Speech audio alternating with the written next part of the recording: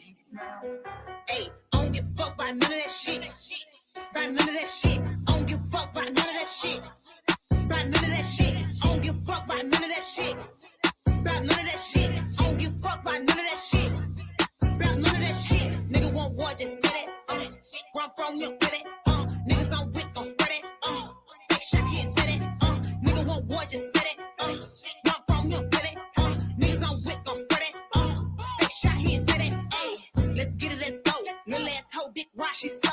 Bitch ass nigga, he lying, he froze. Ain't got a cap about shit, you know. Nigga switch up when they pockets hit low. Nigga hurting bad if you better let it show. 10 toes down, I'ma tell it how it go. I'ma tell it what it is. Bad bitch, no joke. You not like that, why you capping this shit? All that shit whack, why you rapping this shit? Dick so big, he be packing this shit. Let it out, poke out, got a Mac with a clip. Me and what hoe, she a solid little bitch. Shake a nigga down, she be robbing this shit. Smoking out the pan in the back of the whip. Pack touchdown, boiling the ship. Hell no, we ain't giving out statements, nigga. Young bitch, my bag got triple. Rap gang thinking I'm a public figure. Real niggas, I love my niggas. Hoes turn fake when the buzz got bigger. Even though my own fam be switching. Even though my own blood not thick, I'm 10 toes down, one deep with the racists. I don't give a fuck by none of that shit. By none of that shit. I don't give a fuck by none of that shit. By none of that shit. I don't give a fuck by none of that shit. By none of that shit. I don't give a fuck by none of that shit. By none of that shit. Nigga want war, just say that. Run from your get it. Niggas on wick, gon' spread it. Big shot here, say that. Nigga want war, just say that. Run from your get it. Niggas on wick, gon' spread it. Big shot here, say that. Ay, all of that talking and whooping you doing, now you out of breath. Gas hell, my shooter, he killing me. Soldier stealth. Rich in the bitch, ain't belonging in jail. Be quiet, the murder stop. Sneak this nuts, never heard about her. Wrong move, bitch, for certain he got her. Cook her out, bitch, like Baskin Robbins. Ay, you can't get shit for the freebie. Might be fucking that nigga, but you ain't. I'ma put past that nigga, you should thank me. Everybody love me, bitch, like rain. I'm a wild little bitch, my nigga can't tame me. Rich ass nigga, I still won't date. He ate me once, I still won't date. He weak ass bitch, mad, hate it. To be honest, I ain't even give a fuck about the rap shit. Bond tell me go crazy with the rap shit. Kill the knee hoes, every verse like a match stick. First day, honey, can't hit a back, and the hot them pole. Lost the dough. Locked up, he sell out, fill out. BB, I stop my grin out. Bitch, fuck you, cause we been up, fill out. I don't give a fuck by none of that shit. By none of that shit. I don't give a fuck by none of that shit. By none of that shit. I don't give a fuck by none of that shit. By none of that shit. I don't give a fuck by none of that shit. By none of that shit. Nigga want war, just say that. Run from your get it. Niggas on wick, gon' spread it. Big shot here, say that. Nigga want war, just say that. Run from your get it. Niggas on wick, gon' spread it. Big shot here, say that.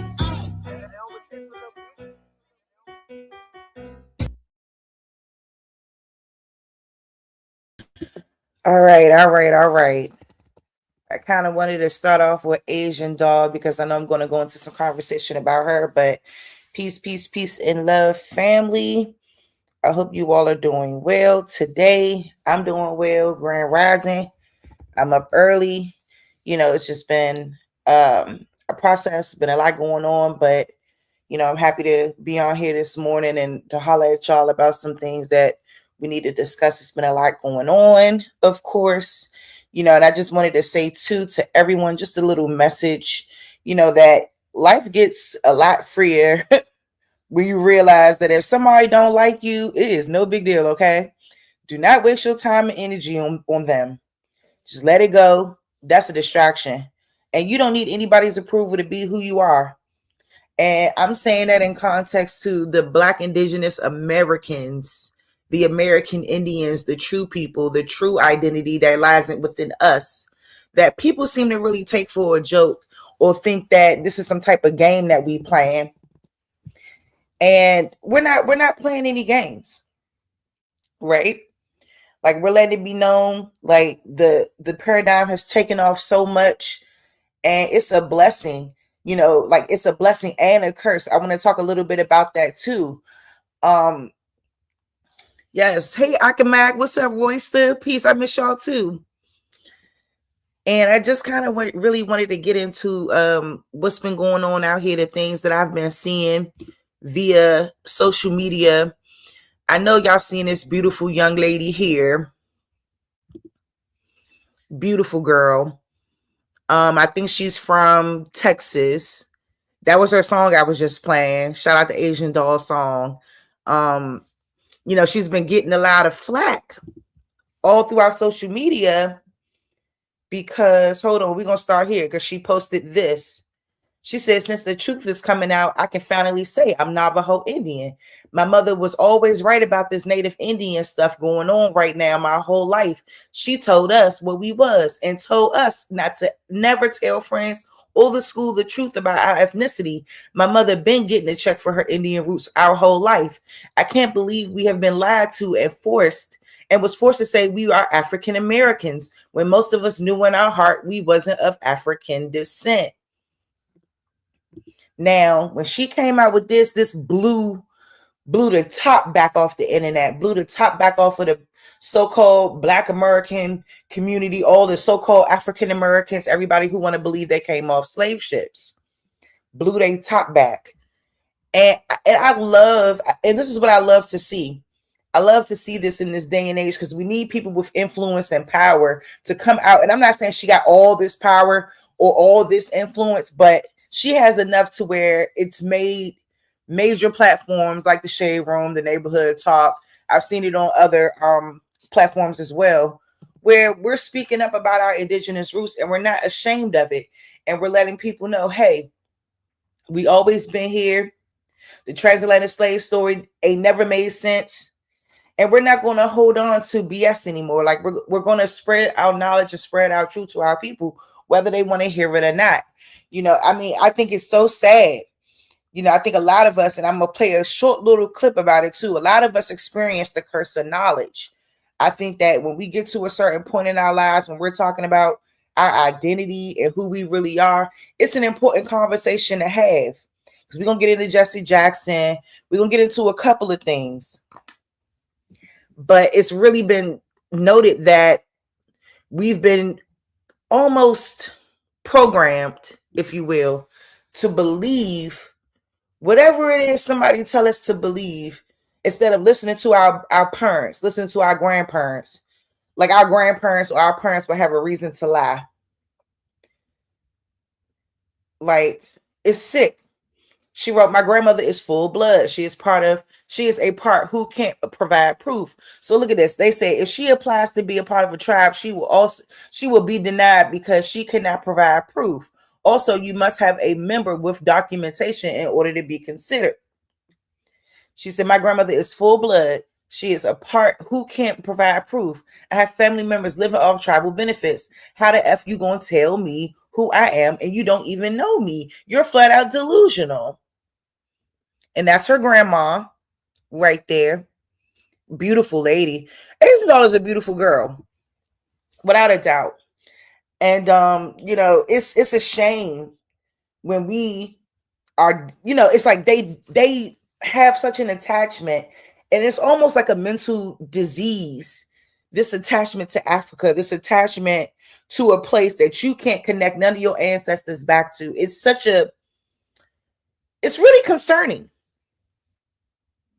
And anyone who doesn't agree, anyone who has a different opinion, you're shunned as if you're saying something wrong because you're not going along with the narrative and the stereotypes or whatever. We don't have to go along with these stereotypes and these narratives because we know the truth. Indigenous Doll, baby. I hope she changed her name. I love this. Especially somebody that looks like her with brown skin. It has to be put out here and put on full notice because that we're not having it anymore. We know about the social constructs in history. Look, they mad at her though. How the F y'all mad at me? Because I have Navajo Indian in my blood. What the fuck?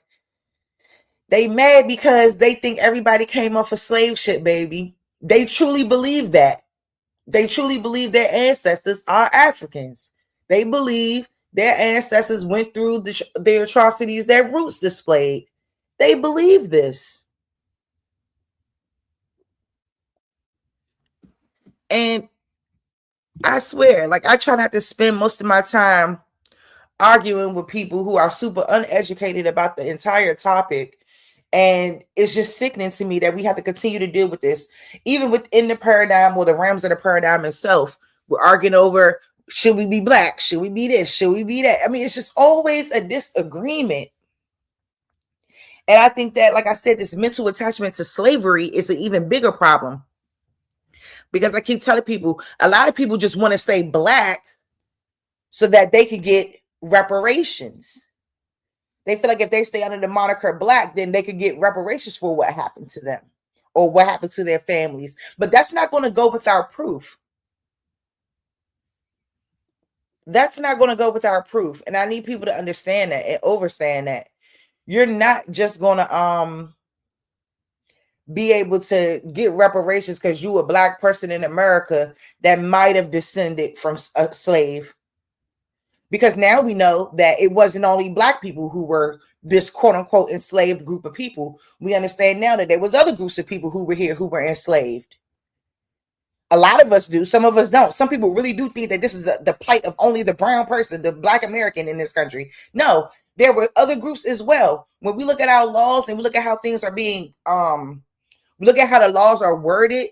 When the 14th Amendment was established, it don't say for the Negro people.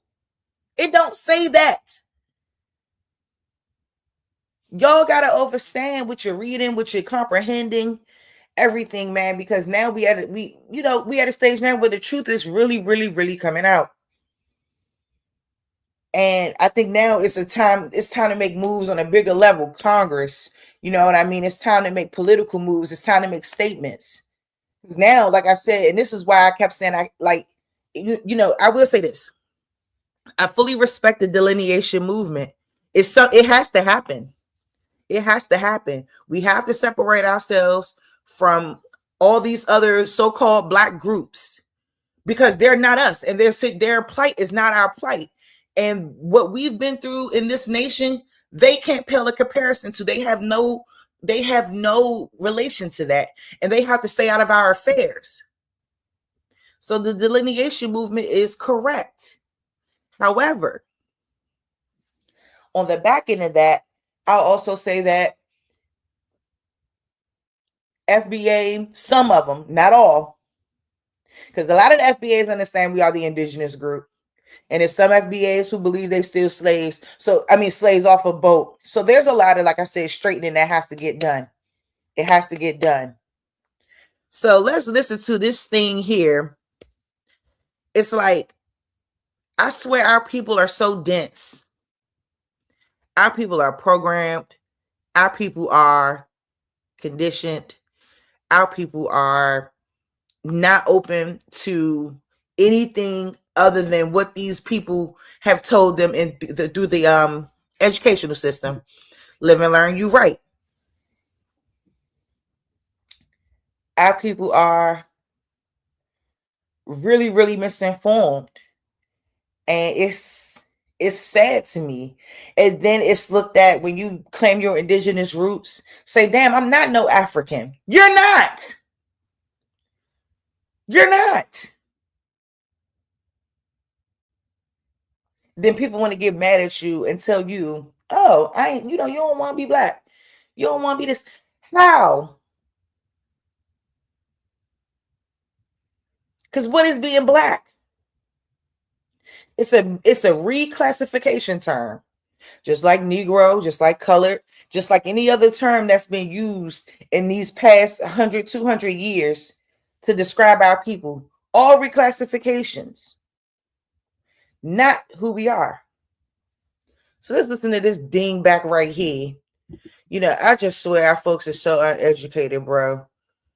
Like, it's sad. It is. Bullshit. No, she wasn't. And that's your grandma's fault for telling you that lie. You are African, whether you like it or not. I've said that a million times. So when I read comments, when I ever get the chance to read them, maybe once every 2-3 months, and you're telling me, screaming in the comments, we was already here. Unless you are a Native American. And for today's Black History Month post, please stop coming on here telling us that. Girl, because you don't know your history. Unless you are Native American or Mexican heritage, no. See, and that's my problem with people like this. They think that the only people who are you kidding me? You think that a YT Mexican is an indigenous person, or an Asian Siberian Mongoloid is an indigenous person, when we know that the race or the so-called race or whatever we want to say, our people are the people that started humanity. And the idea that no one of our complexions, of our hues, started in this land is such a disservice. It's so sad. But I'm gonna let her finish. No, you were not. You are indigenous to somewhere, but it ain't here, baby. No, you were not. Everywhere on this planet had Africans substituted when they attempted to wipe out the indigenous population and were unsuccessful. Why would that be an African substitute, you dummy? Why would they need to substitute for Africans? When now what we see in America, in the United States, is this so-called Mexican, you want to call them Mexican indigenous people? They're the ones being brought from other places and being brought into this soil to overpopulate who? And to be on top of who? The 50 million indigenous Black Americans that already have been in this land. I just find this so sad. And it's super sad. And you have no proof of being African. You don't have any African ancestors or lineage. I always get these people on threads with that. Y'all do not have no African ancestors. Stop lying. You can't go back in no type of history of your family and find no African fucking ancestor. Some one girl sitting up there on TikTok lying about having an African cousin in Sierra Leone, and she talk about she's from South Carolina, part of Gullah Geechee, and the Gullah Geechee are from Sierra Leone. Are you serious? Y'all, our people, it's sad. It's really, really, really, really, really, really sad. It is. Africans were substituted. Your ass is African, whether you like it or not. Let that go in 2026. Unless you are Native American or Mexican. Yeah, and this is all backlash because Asian Doll came out and spoke about her heritage. You look laughing emojis and all this other stuff. And then it's like, why isn't your grandmother sufficient enough? Our people have a problem. Our people have a problem. And like I said earlier, anything that goes against those narratives that they put out about our people is the issue. Talking about we need a cultural revolution, a re-education. Yes, you do. Yes, you do. Because if you knew how hard these people worked to make sure that the identity was erased, and y'all think that some YT Mexicans and Asians are indigenous, y'all need help. Look at that. Look at this. Nonsense. Nonsense. So let's keep rolling. And like I said, shout out to her, because it's so hard already with us trying to reclaim the identity and help people understand, like, you have no proof that your ancestors were brought over here on the boat. And anybody who always want to come at me, I always tell them, prove that your folks came over here on the boat. Which ancestor that started your family line? Because that would be the case. Which ancestor that started your family line in this nation got off what boat, what day, what time, what plantation did they go to and start working for Master such and such? Please, I want to know. I'm sick of y'all. Now, give me 1 second. Hold on before I show him. Now, we know I think earlier this week, we know the Reverend Jesse Jackson died. I don't know why this big ass black thing is right here. Anyway, so we know Reverend Jesse Jackson, they said he's a pioneering civil rights activist and racial, quote, pathfinder, passed away at 84 years old. So we know that pretty much everything there is to know about him, you know, a staunch Democrat, and ultimately they're calling him a protege of Dr. Martin Luther King Jr. There was also some statements in this article that said that he was an American original. From Greenville, South Carolina. So we know the issues that we have with Jesse Jackson. And I pray that this African American term dies with him. And I mean that respectfully. The African American term is the reason why people can't let go of a place that they ain't never been to, ain't ever gonna go to, don't have any goddamn cultural relation to. Want to make themselves believe it though.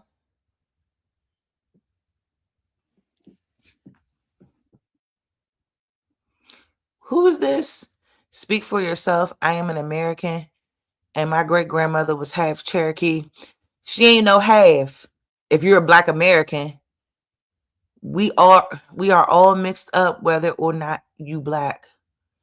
What? It's 2026, and also Africa is a continent, not an ethnicity. Okay, I'm not sure if you're responding to the young lady who was in the video, or you're just trying to respond to me. But I will say that in some context, you're right about Africa being a continent. We know that. We know we're not from 54 countries in Africa. We're not idiots. That's why we say we're not from there. We're from American soil. And our people have always been here. Our people never came here on slave ships. Was there an enslaved population that was here? Yes. And it was our people, some of our people, but all of our people weren't enslaved either. So there's so many nuances and layers to the story that y'all don't want to recognize and accept. So I'm not sure what your line of asinine commentary is about, but please, we know, you know what I'm saying? We know. So we also know, y'all, that Jesse Jackson obviously had some ties, and he created the Rainbow Coalition. People have this perception that he did a lot to move the people and to move the race. The only thing he did was keep us in identity bondage and ultimately have us stuck with an identity that don't belong to us. Period. So they just showing some pictures of him. I'm just showing y'all this because, you know, at the end of the day, when it's all said and done, I will never agree with the African American term. I think that, you know, that is something that he should have straightened out, and he didn't straighten out. And therefore, it'll always be an issue for me in 2026 and before that and beyond. So let's keep moving. I couldn't seem to pause this video for some reason, and I had been trying to. How come I didn't get a chance to vote on who I'd like to be? Who gave you the right to make that decision for me? I ain't under your rule or in your dominion, and I'm entitled to my own opinion. Now, there are some African Americans here, but they recently moved here from places like Kenya, Ethiopia, Zambia, Zimbabwe, and Zaire. But not a brother whose family's lived in this country for generations, occupying space in all the locations: New York, Miami, LA, Detroit, Chicago. Even if he's wearing a dashiki and sporting an afro. And if you go to Africa in search of your race, you'll find out quick you're not an African American. You're just a Black American in Africa taking up space. Why you keep trying to attach yourself to a continent where even if you got the chance to go and you went, most people that wouldn't even claim you as one of them, as a purebred daughter or son of them. Your heritage is right here now, no matter what you call yourself or what you say. And a lot of people died to make it that way. And if you think America's the leader on inequality and suffering and grieving, how come there's so many people coming and so few leaving? How come I didn't get a chance to vote on who I'd like to be? Who gave you your rule and your dominion? He cooked. If this is a place of so much suffering and all of that shit, why everybody coming here? Why y'all coming here? Y'all all coming. Make it make sense. And shout out to Smokey Robinson. Well, yeah, if they're European, y'all know what to do. Y'all got the wrenches. Get rid of these people. We ain't got time to be worried about that. You know what I'm saying? Nobody denies being quote unquote mixed up. Everybody is not mixed though. Everybody does not have other races in their family. Everybody's family is not like that. That's the reality. A lot of our families are, and a lot of our families aren't. That's the truth. That doesn't take away from the original stock. It doesn't take away from the original stock of people being here. It was melanated people. Not these Mexicans and not these Asians. And there's no disrespect to them unless they are an indigenous Black Mexican. Other than that, no. Because any of them that look like that, they definitely have ancestors who were Spaniards, or, you know, like they have that Spaniard and Asian kind of mix. Like that's what they are. Because a lot of Mexicans look Asian if you really look at them. You know what I'm saying? If you really look at them, a lot of them got that mix. So, yeah. So let's talk about however comma, you know, obviously his this white YT guy, you know, has been banging in these American Indian streets, you know, and just trying to, you know, enlighten people and raise awareness about the heritage and the things that took place and how history has changed. And the destiny swap is a real thing. Not only just the destiny swap, we're talking about years and years and years of erasure and ultimately just indoctrination that has to be undone.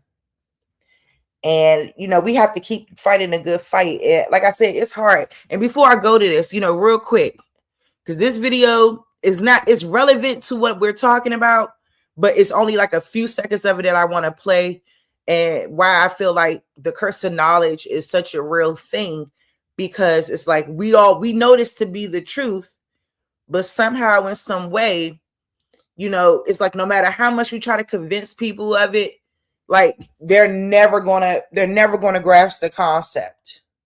So I just want to play a small short snip because, you know, obviously I love the Marvel Universe, but that's a whole nother topic for another day. I do. You're not the only one. Stark. You know me? I do. You're not the only one cursed with knowledge. My only curse is you. What if I told you that the entire Infinity Saga was really just about two men who saw the end of everything, but couldn't convince anyone else it was real? But before we dive in, let me ask you something. Have you ever tried to explain something you understood perfectly to someone who just doesn't get it?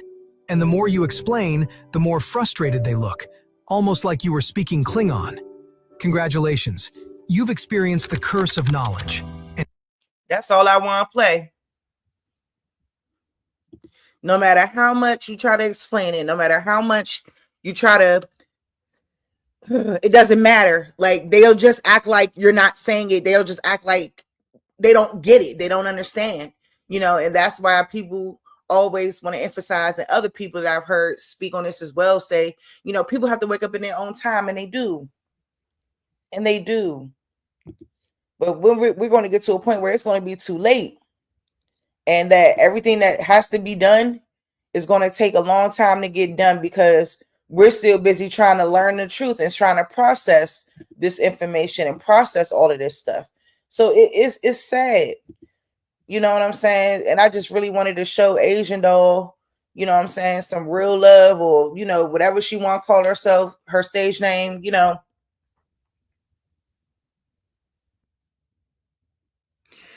So, yeah.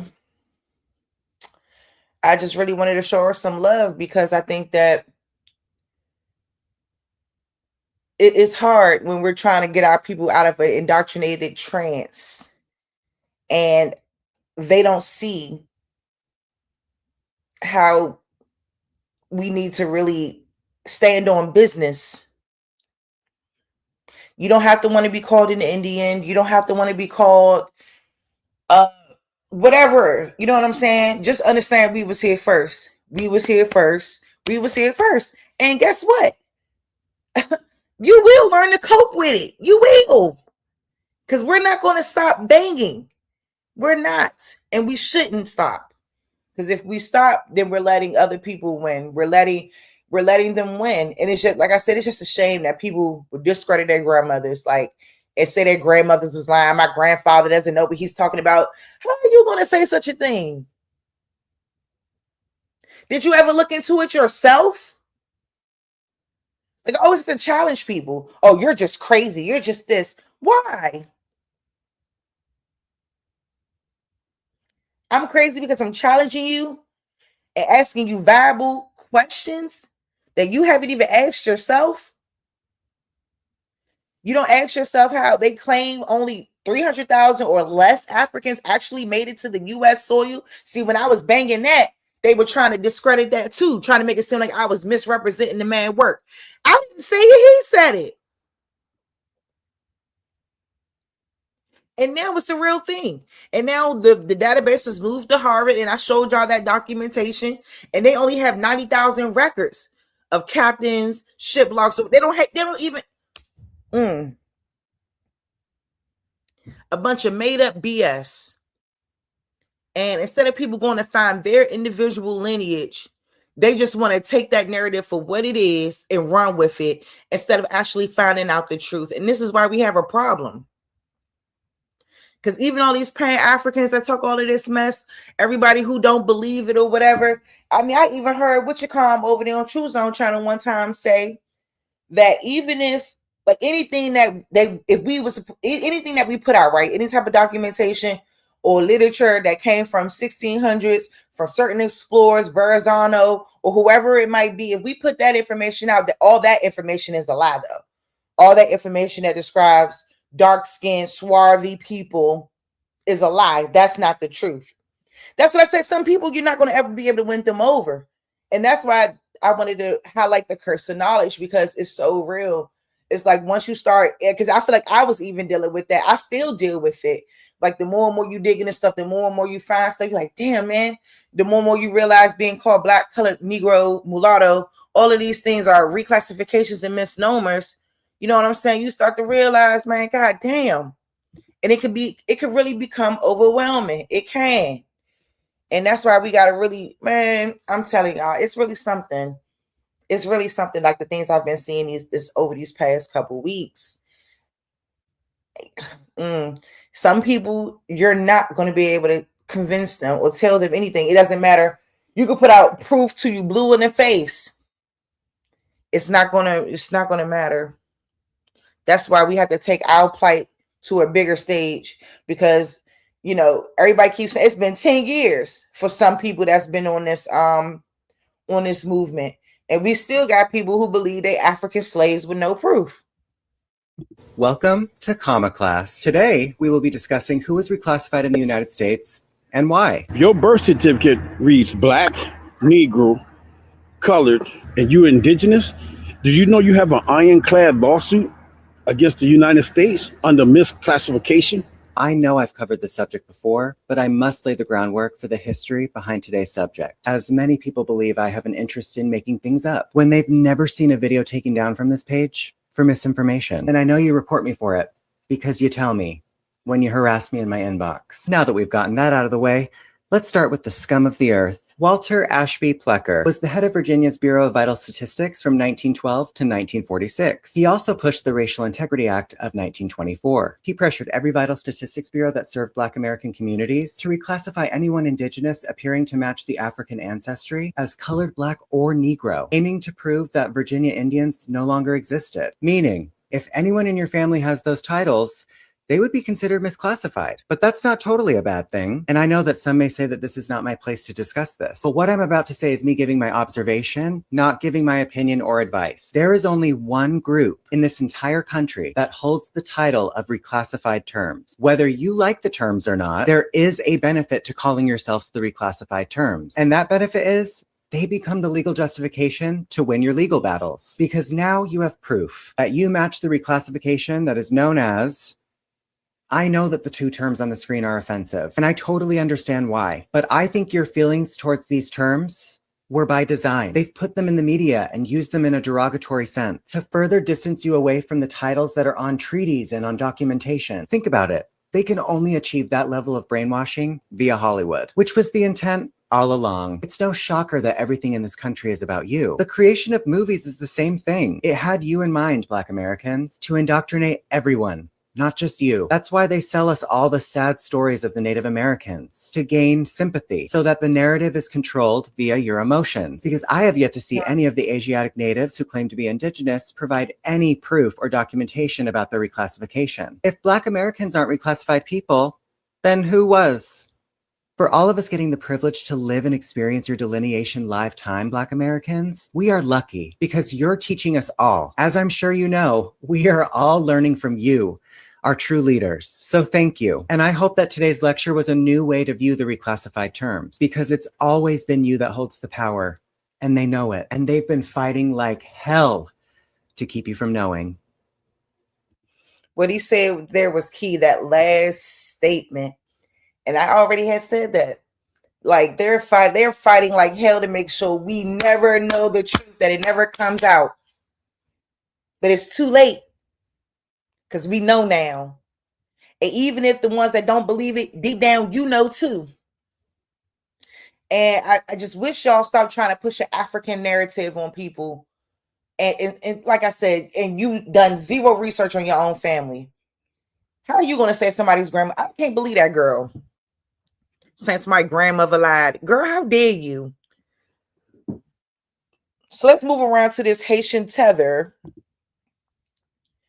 that, you know, and I like the way Chase from Foundational Black American History, his page, I really only like, he is one of the few FBAs that I really like, because he definitely acknowledges the indigenous presence of our people and who we truly are. He doesn't just, you know, he's an FBA, but he understands that we are indigenous to America. So I can play his stuff and feel good about playing his stuff on my page. But I know, as you all know, this Haitian woman went on the Daily Wrap-Up Crew podcast and came out of her mouth in a derogatory way. So let's see, because I know he got the clip up here. Peace, family. It's your brother Chase back at you again with another reaction video. That being said, make sure you like the video, you subscribe to the channel, you hit the bell icon below, and let's get into the video. Cool. I'm Haitian. Why? Where you from? What's your background? You American? Dirty Black American? Wait, what? Huh? What? Wait, what you American? say? Black American? What? No. Hold on. You said dirty Black American. You heard that? You just asked me what I said. I did. Why you said that? See? And it's a shame too. It's a shame too that she even felt comfortable enough to open up her fucking mouth in that manner.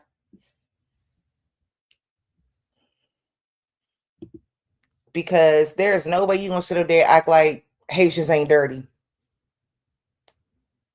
Wouldn't they the ones? Never mind. I'll leave it alone. You know what? I know it was on the news. And I believe Bat brought this up too.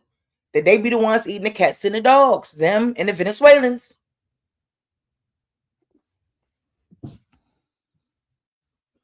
But to even look at this lady. Because I tried to go find her Instagram page, and of course it's private, and you better have private it. Because because I was ready to come for your neck.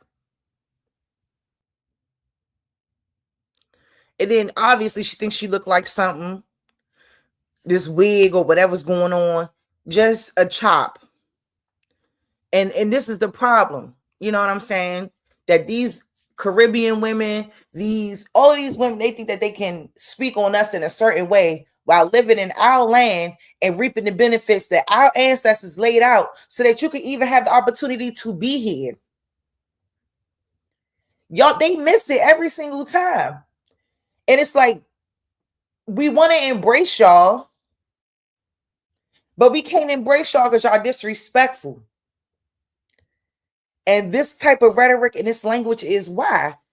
And people want to talk about how we need to come together. We're all one. We're not all one. I think we the only ones with that mindset, the so-called Black Americans. We the only ones who think that we all one and we all need to do this and unify. No, what we need to be doing is unifying amongst each other. Like every other group that come to this land does. They don't come here. The Africans don't come from Africa and say we need to unite with the Black people in America. No. They gonna come and clean this motherfucker out for all they can clean it out for. And y'all miss it. These people is not for us. And they not us. And I'll never ever sit up there and pretend like they are. When I've experienced things from Caribbean people, Mexicans, and living in DC, I've seen it all. Especially now. Especially someone who was living in DC when it was an all-Black city. I'm talking about when I didn't see white people besides being downtown at a certain time. When I didn't see these other groups of people in my neighborhood. The only people I remember seeing is probably some Jamaicans. And then even Greedy gave a great example of it because he said that because Greedy from DC too, uptown. I'm not from uptown, but Greedy is. And even the Jamaicans that lived in his neighborhood, he said the same thing. Like they talk like us, dress like us. He wouldn't have known that they was Jamaican.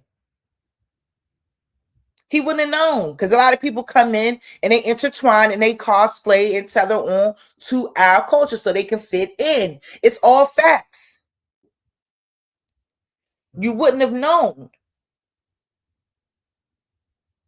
And that's why having knowledge of self is so important and understanding that, yeah, we may have the same skin color, but we ain't the same. And that's why she felt like she could pop her lips and say this.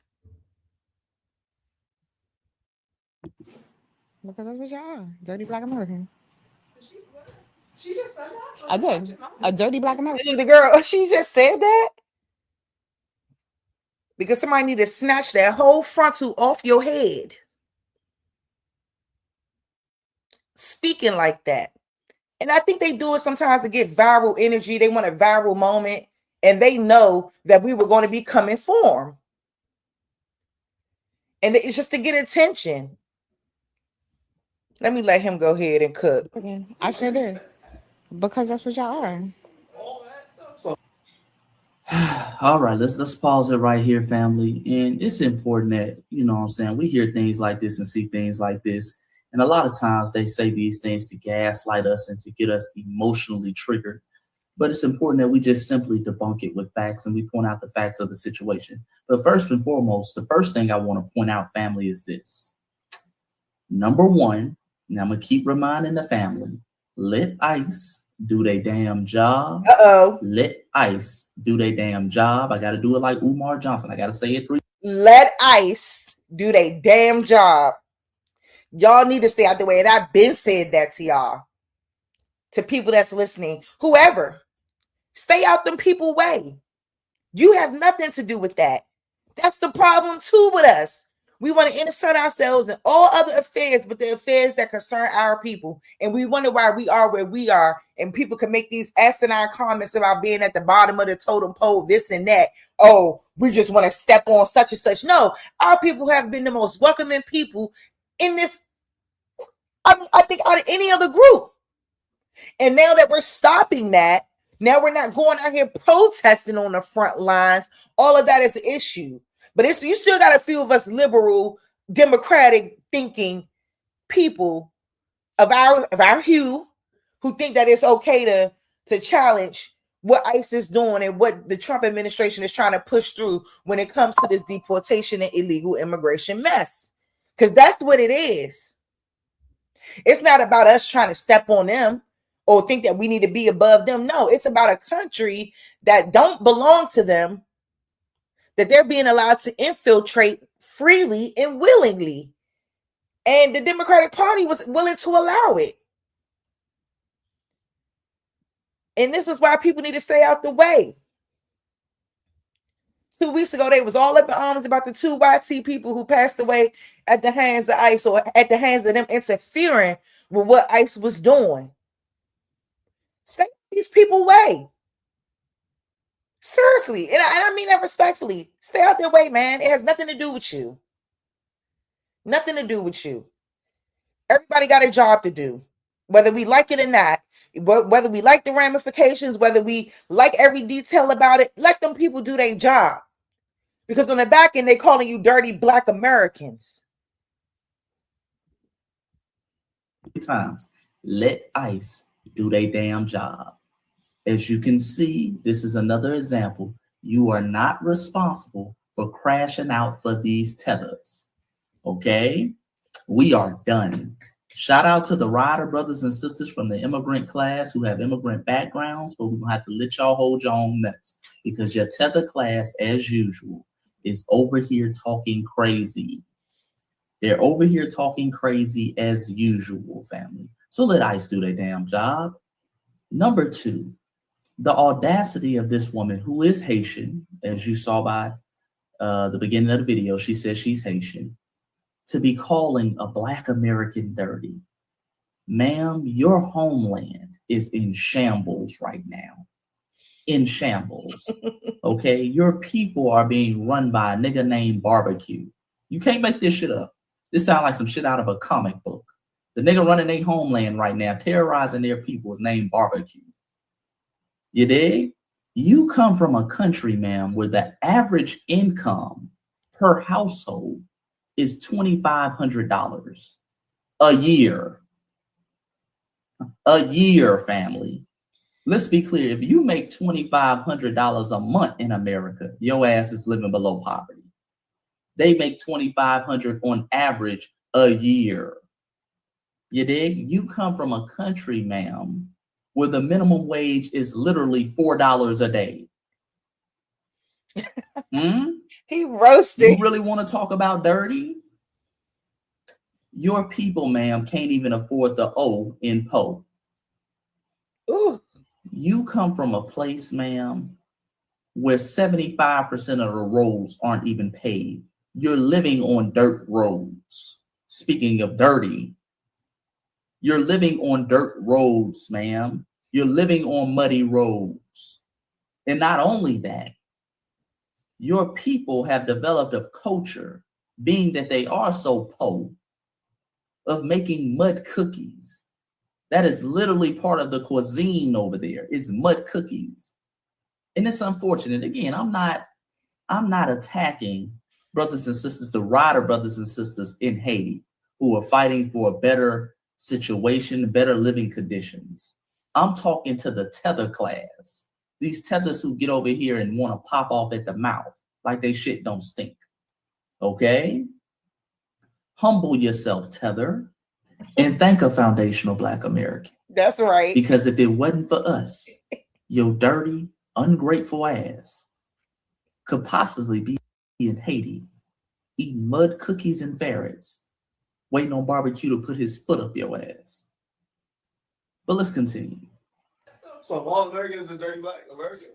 I mean, the ones I've come across. Huh? So what is Haitians then? I'm confused. Dirty Black Haitians. Okay, so keep that energy for everybody. Don't just keep it for us. Like, what are you talking about? Like, You're American. yeah, hell yeah. Don't ever say no dirty from the Black South? American shit. Like, what? You from the Like, South? my From the family, like, yeah. Okay. Where? Why it matter? No, I'm just asking. No, we're not having a It's conversation. the South, regardless. Like, I got family in Florida. I got family in Georgia. I mean, I want to know, like, where. You trying to be? I know what you're doing. Like, Mm-hmm. I know what you're doing. It's that What am Caribbean I shit. I know what you're doing. What am I doing? Just chill out on that dirty Black American comment. So, In Peak Game family, what he was pointing out and what a lot of these African and Caribbean tethers like to do, they like to point to the South where they know a high concentration of foundational Black Americans are. And they like to act like the South is this suggested third world country. They point to the Alabamas and Mississippi and Louisiana and many places like that in Tennessee. And they be like, oh, y'all niggas living bad down there. They act like we're living in a third world country. Let's be clear. Let's just go to the poorest region. We're going to ignore the Atlantas and the Houstons and all the popping cities that are in the South that are built off the back, blood, sweat, and tears of foundational Black Americans. Let's go to somewhere like the Mississippi Delta, where my family is from. I'm going to get personal with this one. Okay? The Mississippi Delta is one of the poorest regions in the United States of America. One of the poorest regions. But here's the thing, ma'am, for all you tethers who you like to point to the South and remote places in Mississippi and places like that to make you feel good. We still living better than your people are in your homeland. We still live way better than that. When I go back to Greenwood, Mississippi, which I do 3, 4, 5 times a year to visit the family, the Wi-Fi still work. The electricity is very stable, okay? They have running water always. You dig? Indoor plumbing. And we ain't never ate no mud cookies in Mississippi. See, one thing about foundational Black Americans, wherever you find us, it don't matter how poor we are, we always got something to eat. And the same applies in places like Mississippi. Again, Mississippi is one of the poorest states in the United States, but it's also one of the fattest. Niggas is eating good in Mississippi. Y'all know this, family. If you got family in the rural South, the deep South, the Mississippi, Louisiana, Alabama, South Carolina, that town might be poor, but niggas be big as hell in that damn town. Niggas eating good. You better not go back to Mississippi and ignore a plate. I be walking in my auntie house sometime. I'm like, nah, auntie, I'm good. I just had something to eat. Boy, they look at me like, nigga, don't get a whooping around here now. Nigga, if you don't go in there and get you a plate, niggas eat good. We ain't around there eating no mud cookies like y'all are in places like Haiti, okay? They're not swimming and waddling through the slums in places like Nigeria. Yeah. So put some respect on our damn name, okay? And out of those poor and impoverished. And that's what be so sad. It's like you come from all the things that he described as far as your homeland, how Haiti is concerned, and yet you could come here and be so ungrateful and so nasty and so vindictive, and that you think that you have a right and a place to speak on something that you know nothing about. And I just want to understand what type of experience that you think that you had where it's viable to call a whole group of people dirty. I think it's dirty people in every group. It's dirty Haitians, it's dirty Nigerians, dirty African people from Zimbabwe or whatever. I don't give a damn, okay? You Negroes is the dirty ones. It's sick. And like I said, the men don't check this behavior enough. Places in Mississippi, you got the blues. Out of the Mississippi Delta, you got the term Black Power. Okay? So highly cultured. So don't let them try to play that whole South game. You just always remind them the South living way better than your ass and your people in your homeland. And I told you, a lot of these folks, they be up there in New York and they think because they're in a big city, they're living some high life. These tethers be living 8, 9, 10 to an apartment up there in New York in the projects. Let's be clear, surviving off bodega meat. Okay, so humble yourself, ma'am. Shout out to Brother Eli. He peaked that game just like I peaked it. Where your family from and decide they trying to find something. Shut your ass up. But let's continue. I'm sorry. You really took offense to that. I apologize. Anybody would take offense to that. I'm sorry. Right. I apologize. I didn't. Why you said that though? Why you? I'm saying, why would you even fix your lips and say that, though? I'm confused. Because that's just my experience. Like, it's my experience. So I'm gonna speak on it. But I apologize. It's your experience? Yeah. So I apologize. What experience you had? If I offended you. You set up. Notice how the brother keeps saying, what experience did you have? She keeps ignoring that. She ain't had no damn experience. She gets that from her tether parents. Okay, a lot of these folks, they have tether parents and they grew up hearing Black Americans are lazy, Black Americans are ghetto, they're ratchet, they're criminals. And they carried that same mentality into their adulthood. Okay, she ain't been around no Black Americans that are dirty. Stop it. No, like that's super disrespectful. Like, She did say it's dirty Black Haitians too, though. Nah, she wouldn't. I would never fix my lips to say, and I know some dirty Black Haitians. Like, you know what I'm saying? I would never fix my lips to say dirty Black. I wouldn't generalize, like, you know what I'm saying? So, and now it is, bro. That's that Caribbean. It's not. And this is why we be having the diaspora awards, because the dumb shit words. Remember that other Haitian, bro? Remember the other Haitian shorty? Yep, that's exactly why we at war now. And like I said, I don't consider us a part of their diaspora. But those who do, whatever, you can, whatever you want to, whatever. I'm not here to try to change your mind or make you believe anything different. But this is exactly why delineation is going on right now.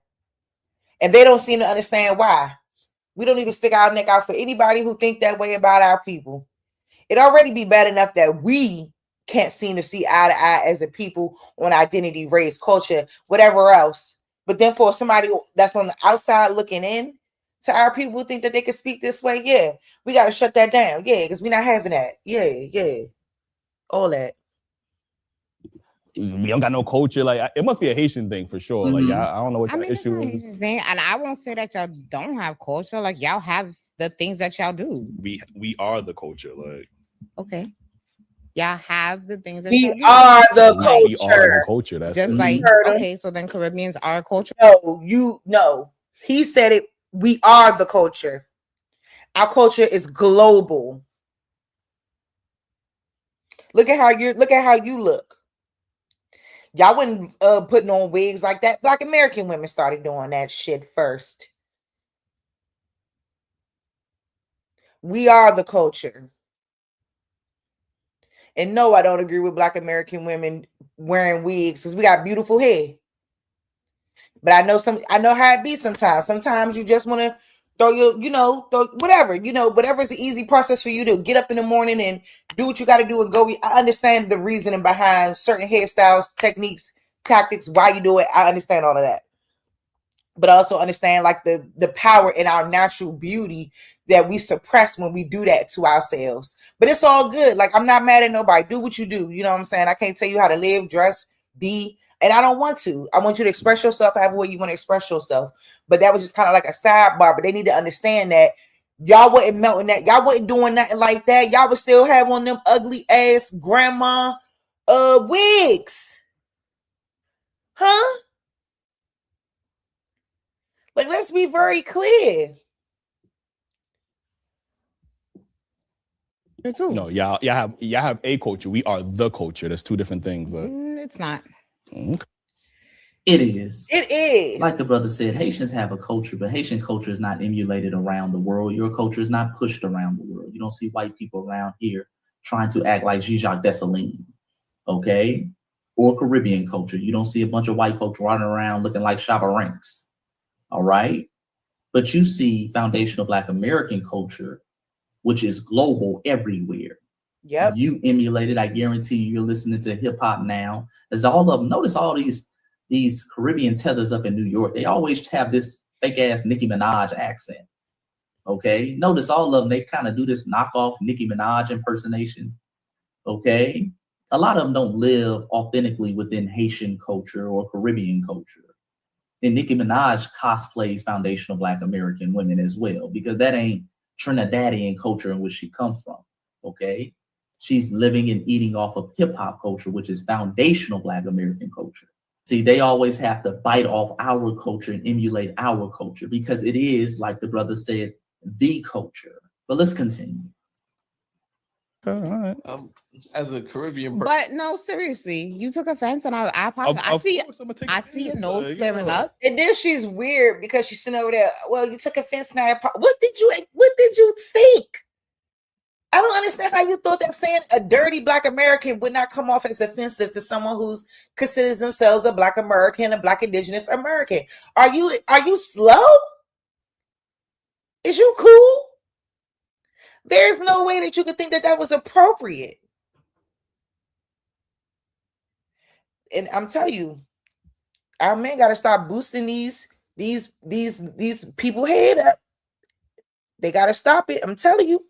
And I really don't want you to be upset. Like, I genuinely apologize. I'm sorry. I mean, I ain't about to fight or nothing. I'm just like, yo, but this is I super see crazy. that you're upset. So I really want you to I know, felt like you was only comfortable because maybe you thought everybody in here was Caribbean and you thought they was No, they is black dirty and like, you know what I'm saying? Like, not at Right.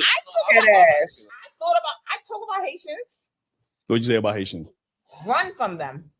Well, she like don't. That's all I'm saying. Like, This I'm not. like Haitians as well. Nah. See, he trying to, like the brother said, and listen. the other one trying Kate. The other one trying Kate. We not having that. Be clear, because a lot of them try to fall back once you call them out on their bullshit. Well, I talk about all black people that way. Well, nigga, talk about your people that way. Don't talk about our people that way. Keep your trash on your side. Don't bring your trash ass culture and how you talk about and refer to other ethnic groups of people on us. No, we ain't gonna do that. You're in the land that foundational Black Americans built from scratch, emulating and eating off of our culture. You put some respect on our name. You dig? It's just like when you go in your damn grandma's house. You might do all that little cussing outside, but when you walk in grandma's house, nigga, show some respect. Yep. When you walk in the house and on the land that foundational Black Americans built from scratch, that you now benefit from, show some damn respect. Now, if you want to call your fellow Jamaican brothers and sisters trash and dirty, if you want to call Nigerians trash and dirty, I ain't got nothing to do with that. Do what you do. You dig? But when you're in our house as foundational Black Americans, you show some damn respect. Also, let me say this, and let me talk to the foundational Black American men, because you got the brother on the side. He's kind of trying to give her a pass. He's trying to get out here and be like, oh, well, she said the same thing about Haitians too. No. And I don't know if he's FBA or not. Let's be clear. We got to start addressing the cute tether syndrome. Because let's be clear, this woman is very attractive. She's attractive. Okay, she been in the gym. She got a little something back there. And what happens is some of us as foundational Black American men, we start giving pass to these cute tethers. Okay, I call it cute tether syndrome. You run across a cute tether, she really talking out of pocket about the lineage, but you're giving her a pass because she's cute. Or you're giving her a pass because you're trying to get in her pants. No. You stand on FBA business. Because a lot of the reason why you got a lot of these tethers out here talking crazy, especially the women, is because too many FBA brothers aren't checking it.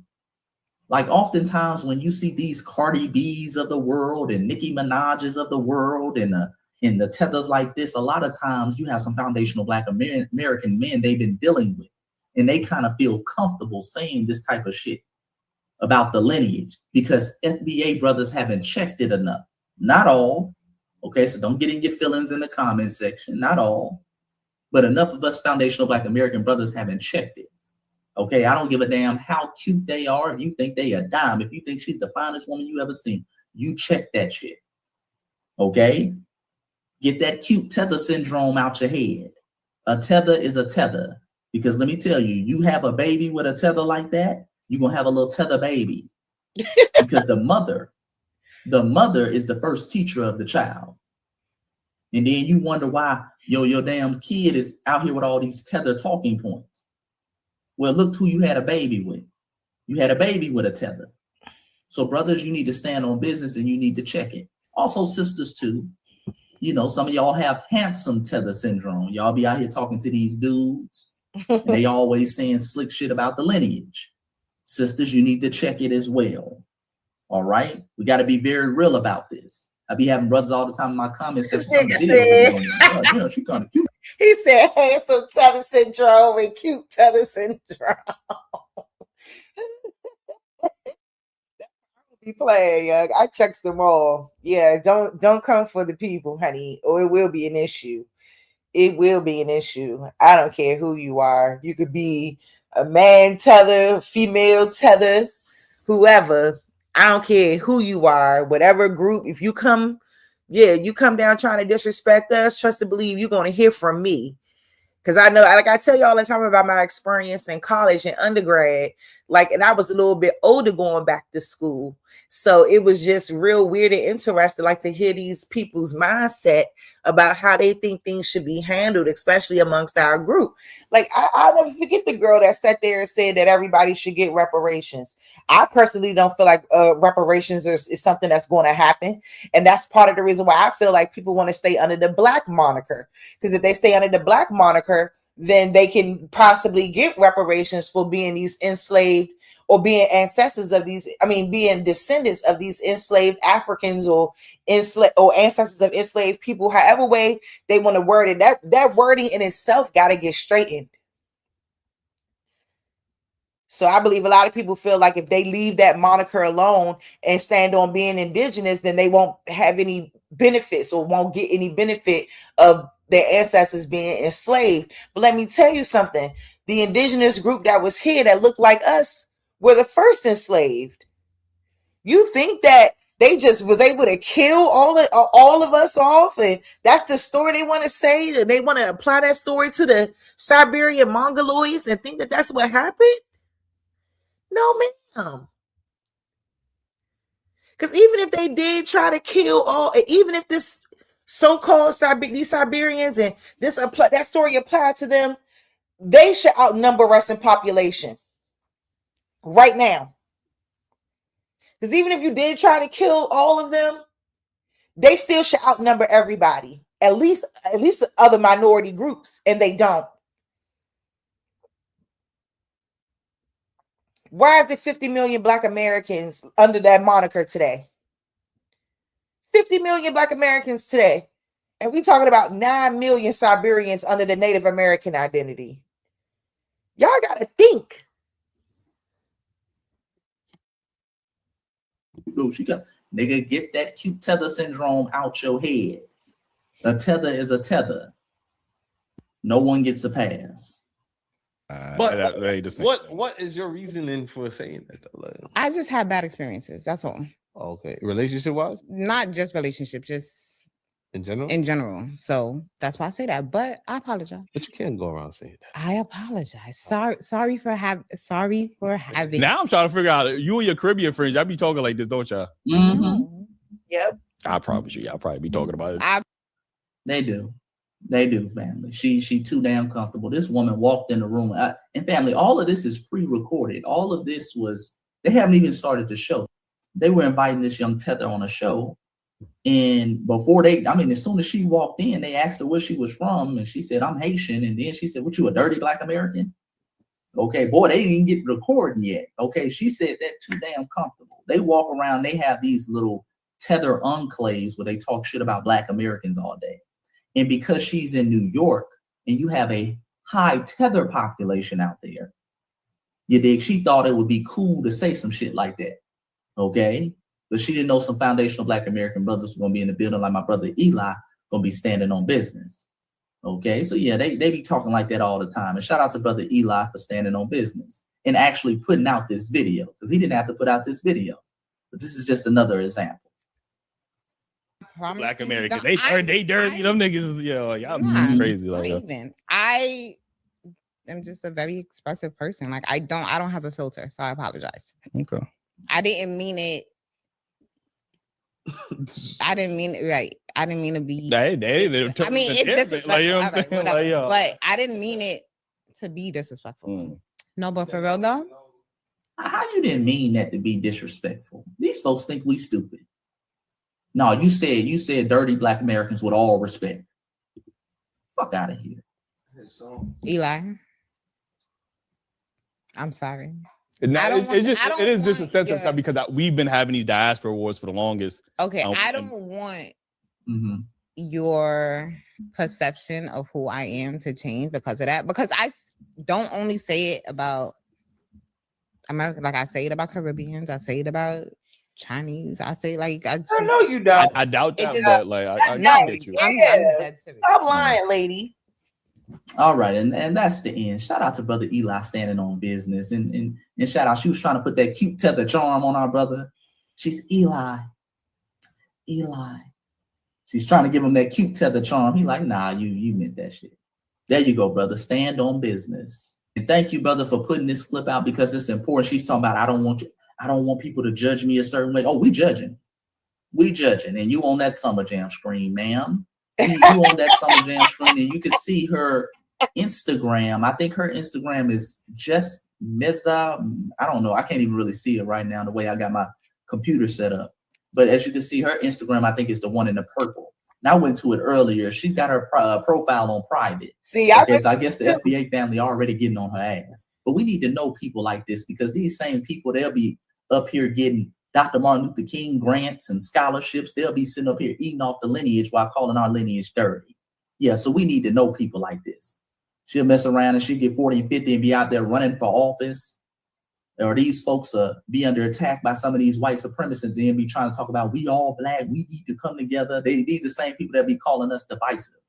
Oh yeah, we need to know who this is. Again, all these folks, these cute tethers, ugly tethers, humpback, midget tethers, fat tethers, skinny tethers, all of them going on the Summer Jam screen. We ain't playing with none of these folks no more. You dig? But that's today's video, family. Tell me what you think. Again, family, Black. Boy, he's so funny, man. He be having me dying. He talk about cute tethers, fat tethers, ugly tethers. We talk about all you tethers. Oh, yeah, that is hilarious. Oh my God. He ain't lying. And she not cute. She not that cute at all. Not to me. Little mush mouth looking ass. Girl, the fuck out of here. You are disrespectful as hell. And that's their problem. And then they do think that they are above us. And they do think that they can speak that way. Because when they come here, like he said, it's their parents. Their parents teaching them that behavior and teaching them that rhetoric and that ideology about a group of people that they barely had any type of interaction and cultural interactions with, outside of them getting roasted in school. That's probably what she really mad about, honestly. Getting cooked in Florida or wherever you from. Because usually most of the Haitians be running over there to Florida and New York. It's sick. And I refuse. You know what I'm saying? I refuse, honey. I'm not even about to go for it at all. And then I did want to give some commentary on what. Oh, yeah. I thought this was interesting, too. Shout out to A$AP Rocky.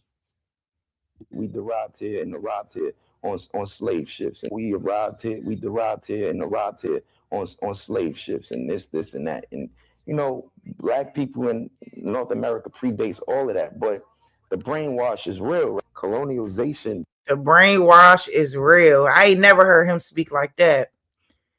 I'm telling you, more and more people are really beginning to speak out on the truth. And it's time for that to happen. And that's why we got to stand on business with these dirty tethers that think that they can go on platforms where a Black American person is ultimately in charge and running stuff and think that she could speak that way. It got to be checked at the door. Because if we don't check it, men and women, we're going to continue to have problems out of these people. And these are two good-looking people right here on this screen, y'all. These are two good-looking people. Good looking. And I'll say too, like, their videos are very, very informative. You said Tim, no, he wrong with it. True, they good looking though. They're a couple. They're a good looking couple. They look good. You know, they always are dressed nice, very, very presentable, very, very beautiful people, looking very good. So they did a video. This video came out 2 years ago, but I thought it would be a good thing to talk about, because when people want to turn around and come at us and call us pretendians and say all this wild shit, no. When you type in pretendian in Google, honey, what comes up is that Siberian person behind them. That's what comes up. Y'all are so misinformed. And that's where I leave it at. They just misinformed. It's nothing that I could really do about your misinformation. You know what I'm saying? Except for employ you to go do the research. And they can't do it. They'll spend more time on social media trying to argue with you about your family, your lineage, like they try to do that Asian doll. I love when she said, "Good morning to all my Indians." Yeah. Y'all mad. So shout out to everybody in the chat real quick, because I'm not going to play too much of this video here, but shout out to Jazzy, Ameri Indian Copper Goddess, Leonard, what's that? Leonard D. Judah, Akamak Hers, Juan Torres. I saw Big Dog Philly OG. What's up, Saint? I thought my sister Bad Saint would come through too. Usually she probably like mad. She probably gonna be mad she missed it. They already found out. Who are you? They didn't find out anything. They didn't find out anything. They just wanted to discredit her. They just want to discredit her. That's it. They think that being of brown complexion means you African, and that's false. Feel and welcome, family. Welcome back. They can find out her grandmother. They can say her grandmother not full-blooded Indian, but won't go and look into their own family and find out whether or not they are full-blooded African. This is another edition of Real Talk, of course, with Tim and with Phoebe here. Now, you know, we're going to get to the bottom of this. I'm so tired of these bullshit images of what supposed Indians are. We're going to show you, we're going to start off first with pretendians. Those are Europeans that are pretending to be Indian. A lot of them who got their status from being $5 Indians from the Census Bureau. Or just being plain old actors. Well, they still like this one that like you this see one. here. That's right. The old crying Indian from the commercial in the forest. Do you remember him? Remember how he cried tears over all the trash that Americans were dropping? Well, imagine what tears the real indigenous people cried. That's right. The real trail of tears. That's right. That he was pretending to have. Pretending to have. Pretending. Look, President Carter was even pretending to be Indian that day. Pretendians. Bullshit ass Indians, people. Look at her. She looks no more Indian than the Mona Lisa. Okay? Look at this. Look at these Europeans. Get them, pretending Evie. to be you. Now, remember all those pictures when we were growing up of the cowboys and Indians?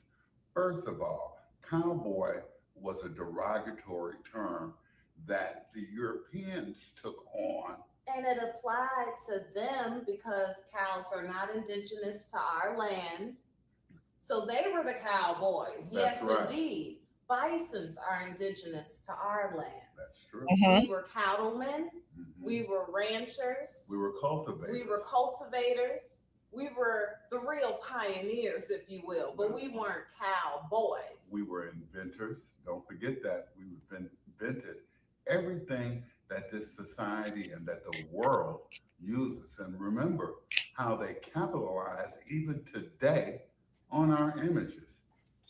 Pretendians. Look at these motherfuckers right here. Look at them. Look at them. Putting their shades on to give you shade because they're so fake. Look at these people. For real, for Look real. at this. We never wore costumes. These are costumes. This is not the real deal, people. He even almost looks Asian. Yeah. You know how the Asians come over here?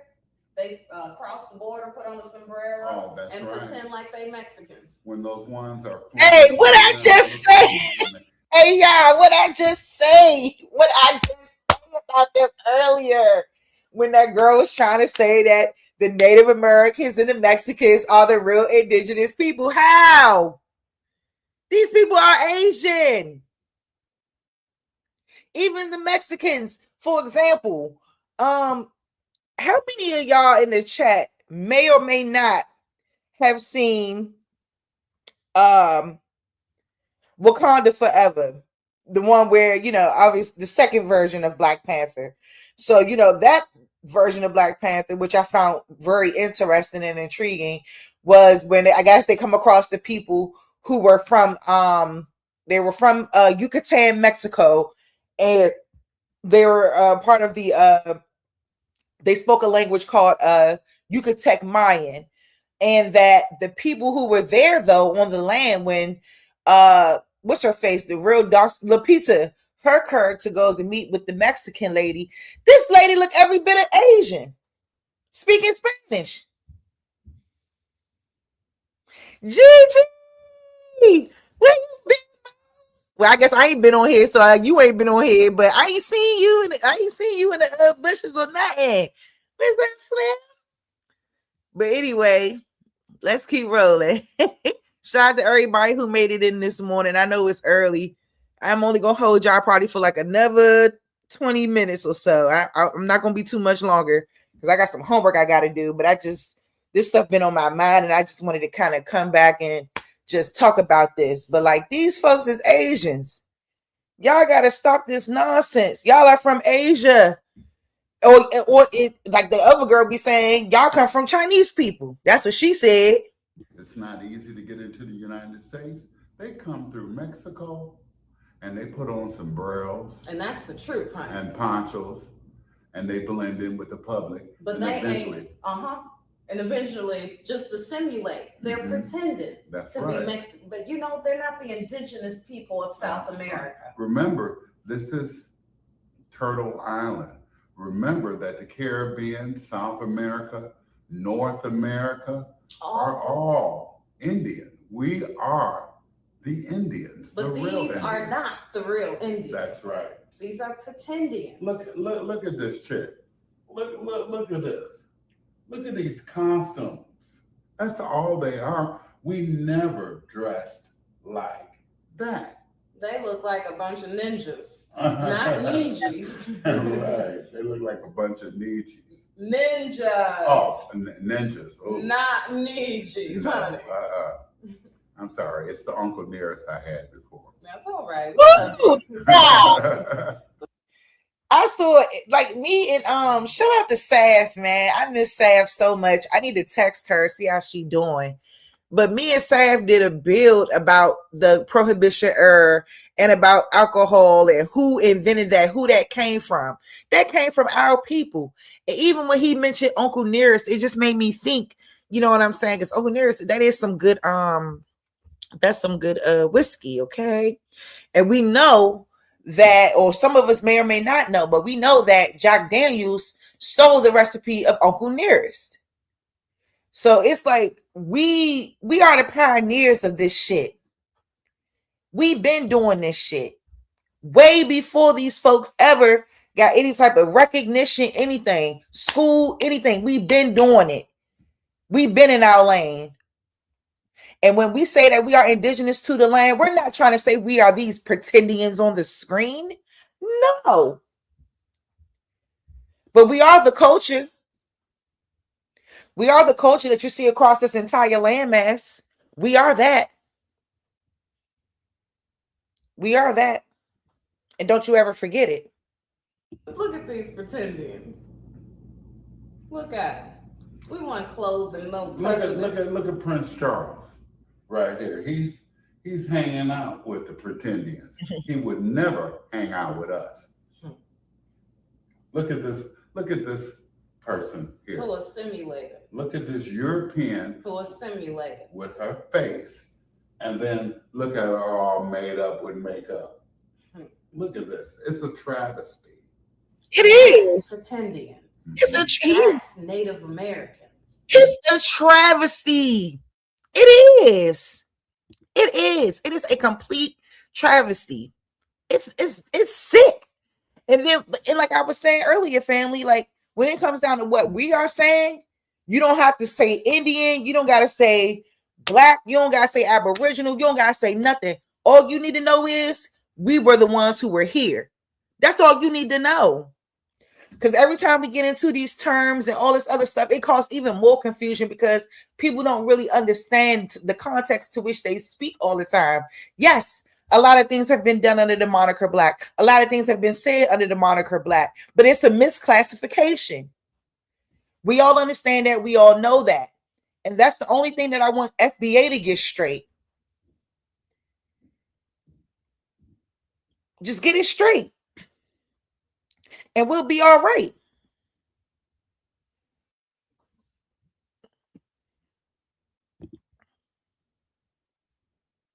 But this video was hilarious. I'm not going to lie. And that's pretendians. Mm-hmm. That's Native Americans. Mm-hmm. Those are the fake indigenous people. That's right. Straight up. They are fake as fake can be. Now They remember, are phony baloney, honey. sure. Remember, everything has been told to you in reverse. Mhm. So this has been told to you as being the real Indians, and they are the pretendians. Let's make it very clear. Now, we're going to show you some pictures That's of some right. real Indians today. Mhm. Exhibit A, real Indians, me and you. That's right. That's We the first. are the real Indians. Uh-huh. Exhibit B, real Indians. Look this. This looks like my grandfather. Mm-hmm. Look at this. This looks like some of you all's Fathers or grandfathers, too. grandfather. It's right. Look at that. I mean, come on now. Let's keep it a buck. Let's keep it real. These are the real Indians. We were always in business. We were always selling something. We were cultivators. We were inventors. We made our own money. We were sovereign beings. We were chiefs and chieftains. Look at this. Look at that. This is us, the copper-colored people. This is what they don't want you to know. Mhm. This is why our people went out and tore up shit when King died. Mhm. Because that was another chief Mhm. that was taken out yet again. Same thing with Malcolm X, another chief. That was taken That out was yet taken again. out. Mhm. And then we got these perpetrators like Jesse Jackson. We got these perpetrators. Mama Chief, come right on there when they talk about that chieftain. Peace of love, Mama Chief. Peace of love, Nunya, Jazzy, Copper Miss Parker, all the ladies in the house. Shout out to the beautiful queens, our beautiful indigenous women. We know what time it is. And it like, and I know me and my baby, we had these conversations on the back end, but the divine feminine is here. And the rise of the woman is here. And it's going to take for us to stand up like we've been doing and don't stop standing up for what it is. So shout out to all the women who stand on business, who speak in the truth, who understand that we are the beginning and the end, honey. And we are not going down without a fight. Shout out to who else I see? Bad Saint. Yes, Bad Saint. I was just saying, Bad Saint gonna be mad. She missed this and I end this joke. Who else? I see Davis. Peace, Davis. I just want to make sure I say what's up to everybody before I continue to let Phoebe and Tim cook, because they are definitely cooking. Humans need to feel as if they know the world around them. Believing you are African just to realize niggas is Indian is tough. Video content is reality to imbeciles. All right. I know.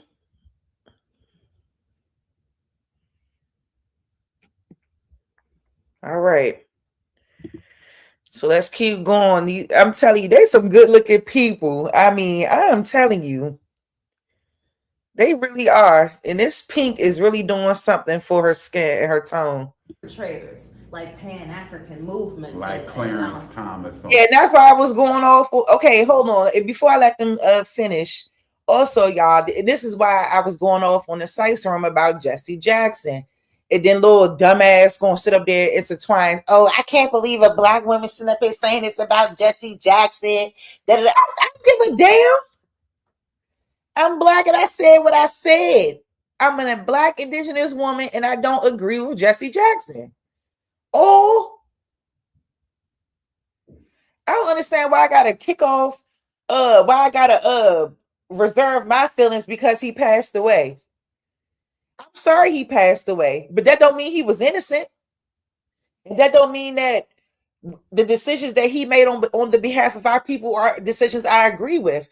And not only are they not decisions that I agree with, there are also other people that didn't agree with his decisions. But somehow he was allowed to go all the way to Congress with this African-American identity and nobody checked it. I mean, I think there was a couple of people who checked it, but it obviously wasn't enough because all we did was just gravitate onto that identity and said, okay, we're African-Americans now. With no pushback. That's the problem now. And you want to sit up there and get mad? I don't give a fuck about none of that being black shit. Excuse my language early in the morning. But right is right and wrong is wrong. And I hate to curse like that. I keep saying I'm working on my cursing. And I am. I think I did pretty good throughout this live, not cursing. But nah, we don't have to rock with that. What is wrong with people? People want to get upset at you because of your thoughts and your views. Let me tell y'all something about that. Your thoughts and your views are, guess what? Your thoughts and your views. No one can ever change that. And I'm not trying to change nobody else's. Because just like, I mean, it's like she the same one who thinks she African. And she was mad that I was humbling her and telling her she wasn't no African. I don't care who you call from Africa. You're not an African, boo. And y'all gonna learn, and you will learn to cope with it. You will. And I made it very clear why I don't bang with Jesse Jackson. We know what took place. We understand his sketchy history and his sketchy background. He showed his character when Obama was getting elected. I said, ooh, he better go off. Now we all see that was a bunch of crap with Obama. Obama was the biggest trick. That was the biggest play against our people that nobody want to seem to talk about.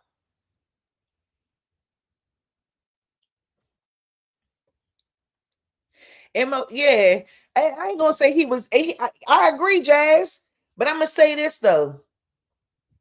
When he started speaking the way he started speaking, right after the Civil Rights Act was passed, he realized he took us into a burning house. He realized the Negro was in exile in his own land. He realized all of this, but by then it was too late. You standing on business trying to make sure you trying to stand on the business of us wanting to integrate into spaces where they don't want us there. They didn't want us there. And that should have been okay. And I know people feel like we should all be able to live in a world where, you know, I should be able to go wherever I want. I should be able to do whatever I want. Yes, you should. But we need to be able to do it within the confines of us, because now we see, since that movement has taken place and we've integrated with other people have taken over. The 1% has capitalized and taken over everything. And then you got the middle class, and then you got the poor, which we know the majority of this country, people are under the poor bracket.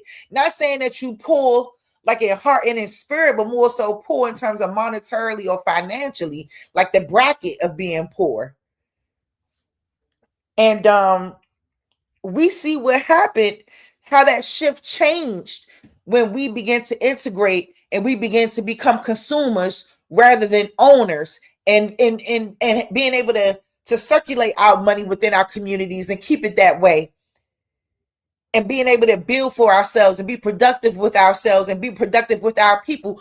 We brought this on ourselves, and we were left to suffer the consequences of these actions, because I don't think they realized that this was going to take away from us more than benefit us. I don't think they realized it, because it's no different now today than what we see going on when we still see the discrimination and hiring practices. We see what just now happened when the Asians was able to get affirmative action removed so they can go to Harvard.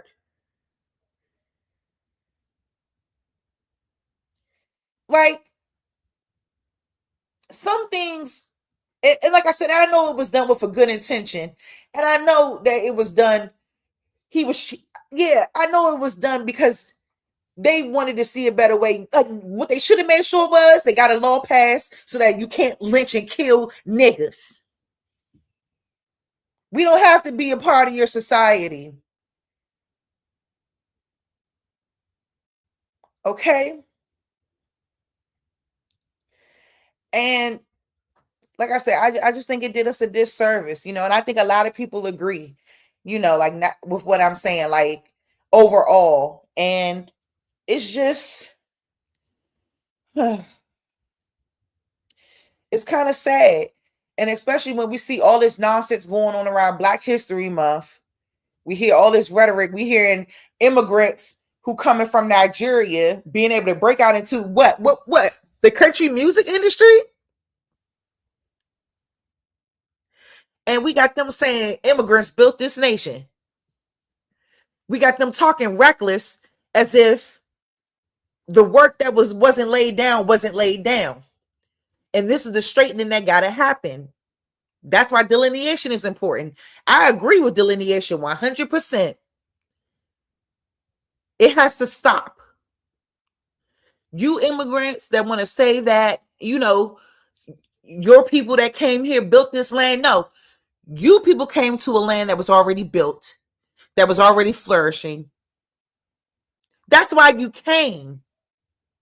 You didn't come here to build up no shit you didn't come here to build up no shit. No, you came to capitalize and build wealth for yourself and for your family and to get better opportunities. That's what you came here for. Don't tell that lie that your people built this land, because we know that's not true. And y'all are very disrespectful.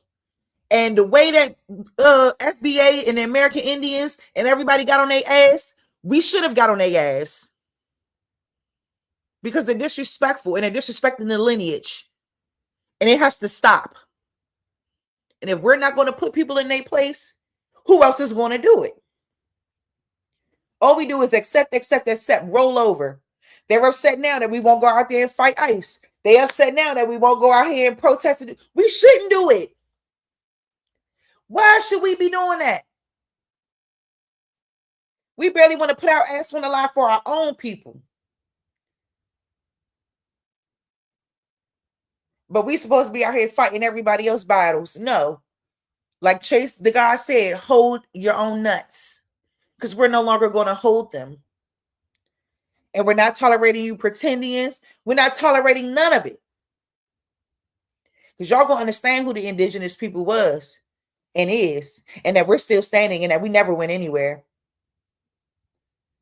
Y'all are going to understand that. And we're going to keep reiterating that until your lips turn blue. Until you go and do the research into your own family. Until you stop getting on the internet and spewing rhetoric against your people.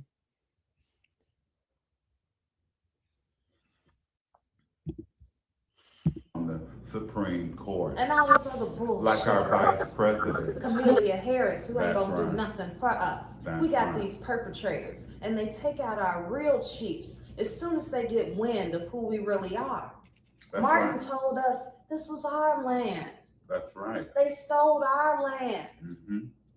And then forced us through compulsory education Mm-hmm. and indoctrination, forced us to teach them how to farm That's right. and how to mechanize the farm. That's right. Remember, the first schools were Sunday schools. And then the second school, tell them, was the Carlisle Industrial School. Just an example of many schools that were, at this time, compulsory, mandatory education. And let's talk about that, because they're making a great point. Because I was also, you know, shout out to my university, UDC, the University of the District of Columbia, the second Black HBCU in the nation that was established in 1851. Shout out to my alma mater, history. The first being Cheney University in 1837, I believe. So we're talking about at a time where niggas were still enslaved. They said we were slaves. But we managing to build all these schools and all these educational institutions to educate our people. Help me understand. Help me. My God. Education. That's to right. make the American Indian assimilate to mainstream culture. We'll tell you more about that later on. But right now, come on, look at the real deal. That's right. Take it in. This is you. This is me. This is us. Look at these. Look at how beautiful these little girls are. Look how clean. We were never savages. We always were very civilized, intelligent, compassionate, strong people. And that's what gets taken advantage of, the intelligence, the compassion, the resilience, being strong, being welcoming, open. Somehow we read all this bondage, all this is going on, but we got colleges being built. We got schools being built where our children are going to school and being our great grandparents and grandparents, great grandparents are being educated. Help me understand this. They said you had to go sneak out and read. Right, Bad Saint? You couldn't read. You couldn't write. You couldn't do nothing. Stop with the lies and the games. No pickaninnies. No, we weren't any pickaninnies. Okay. Look at these little girls. Look how beautiful they are. Look how clean they are. But also, you know, I want to point out too, if you notice, one of the little girls has a cross. A rosary. Missionaries.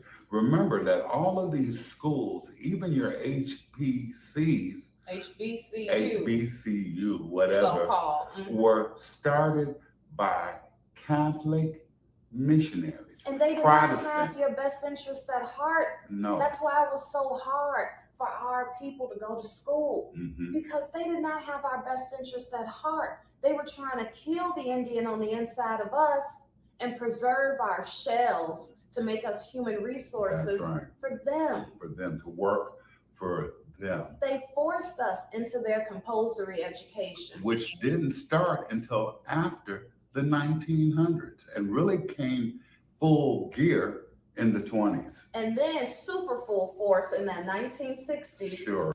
Okay.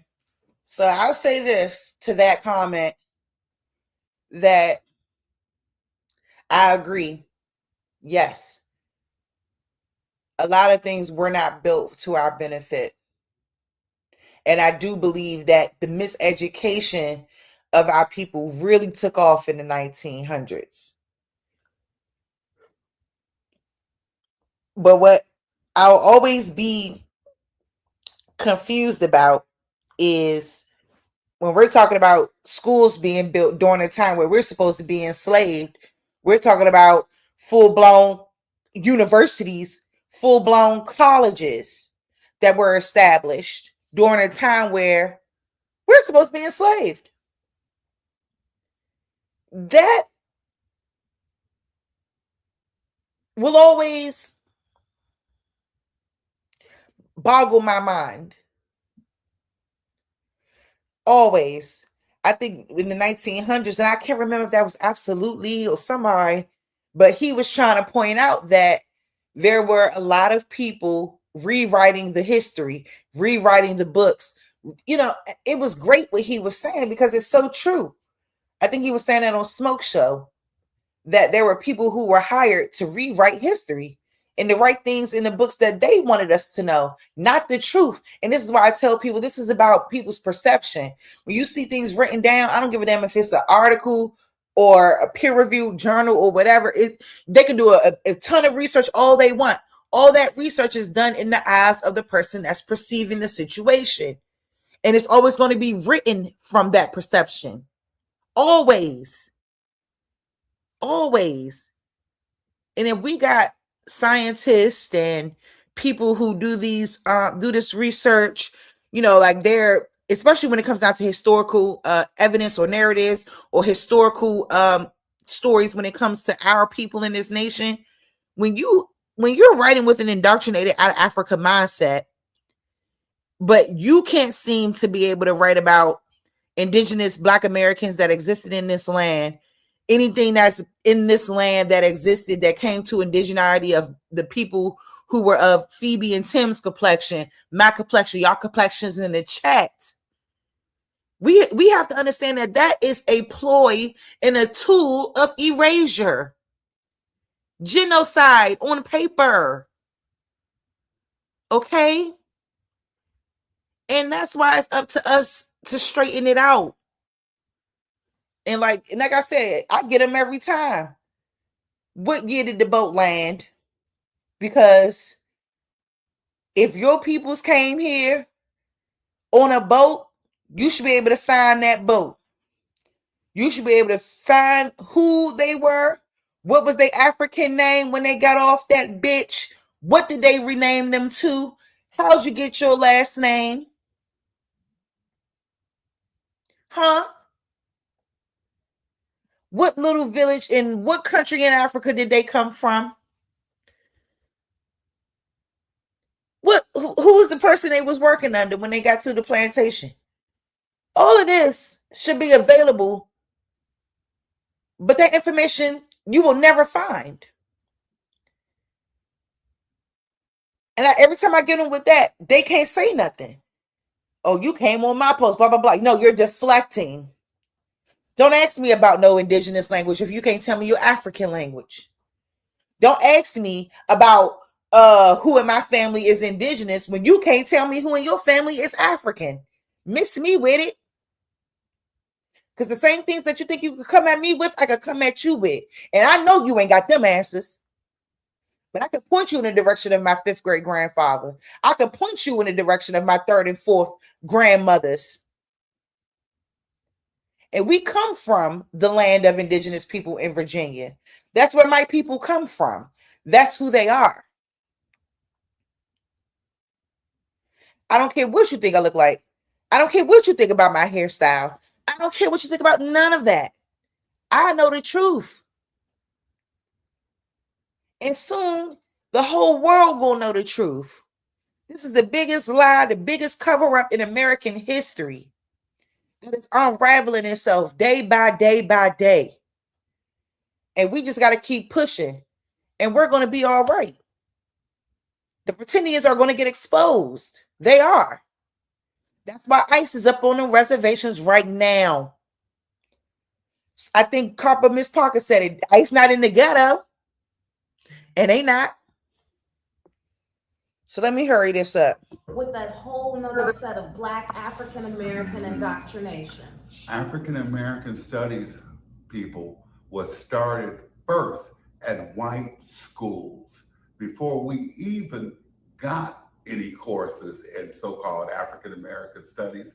They were first teaching the Europeans that shit. That's right. They weren't teaching us that shit off the bat. That's because a lot of our older people would not go for that. See, it takes a new generation to take on some new habits, some new bad ideas. And that's what happened. But Pete, this is you. This is me. This is us. Look how beautiful, how clean our women were. Look at the different complexions that we come in. Look at it. Yes. And if you notice, we were always styling. Sure, we didn't look like those pretendians. Does any of these people look like or dress like any of the pretendians?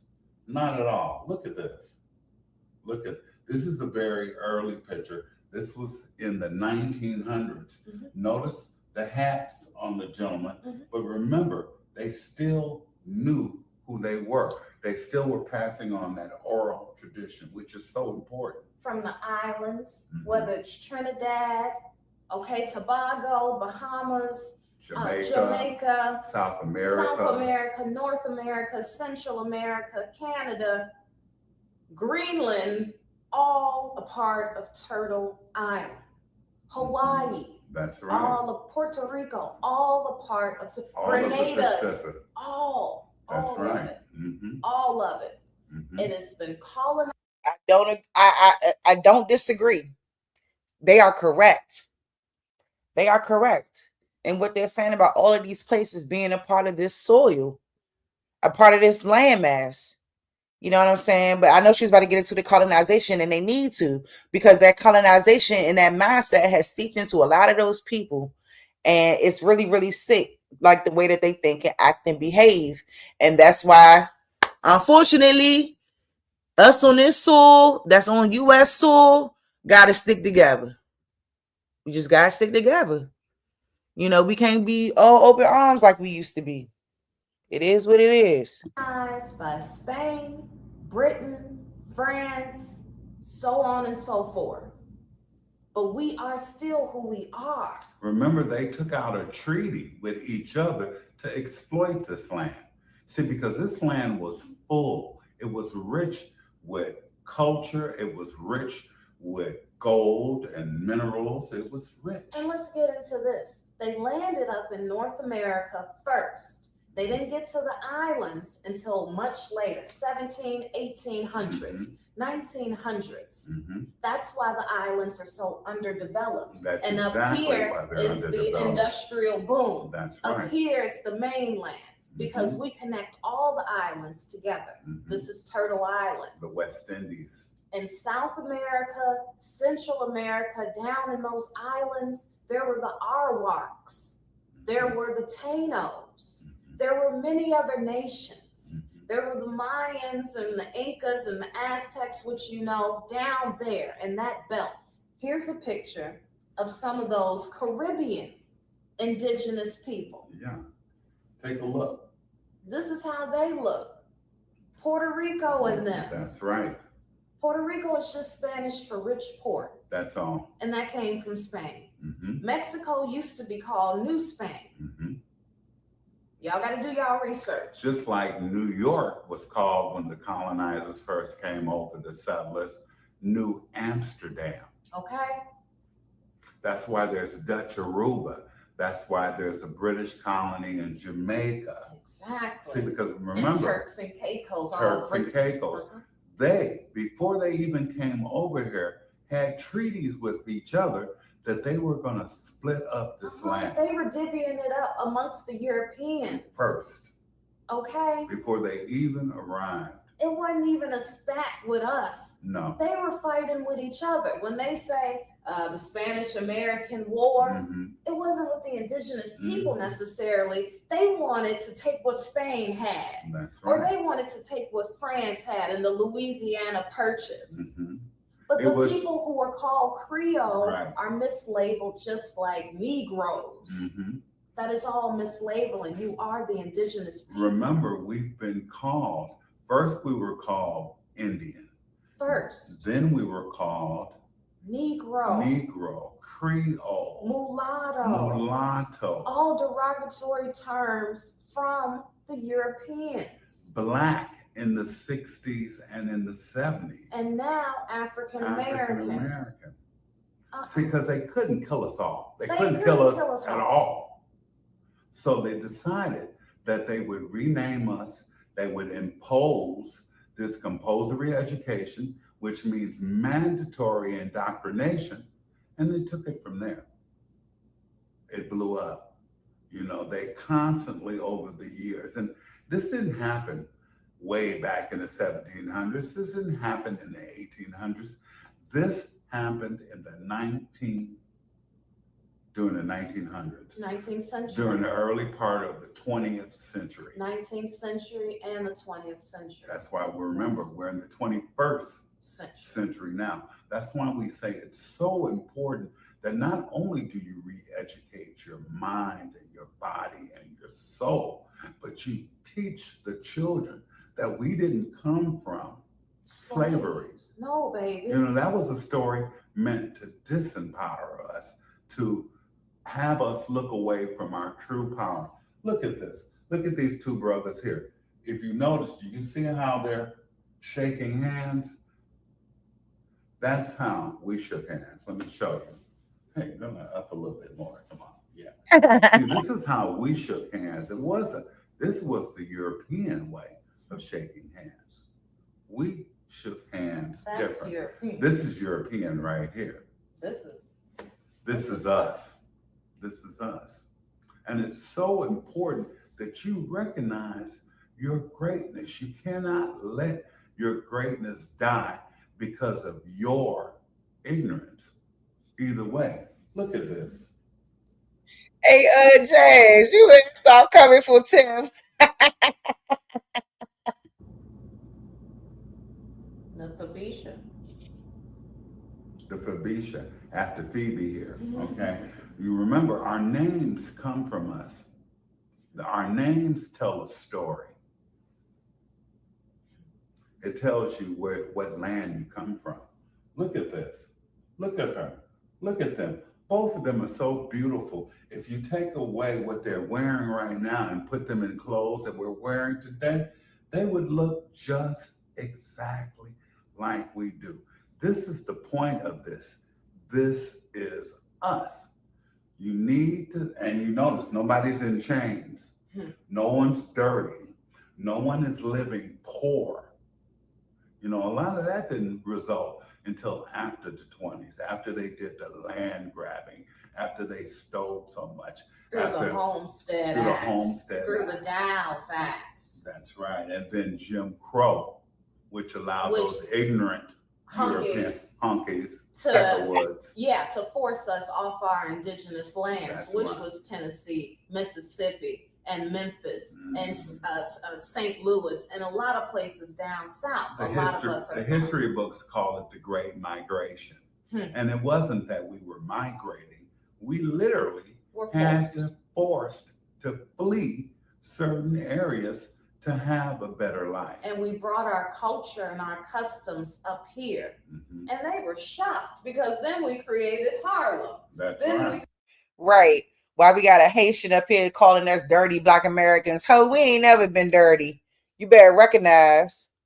Created Chicago. That's right. All of a sudden, it's a Chicago fire. Why? That's right. To burn down all of our businesses. All of a sudden, it's gentrification. That's Why? Right.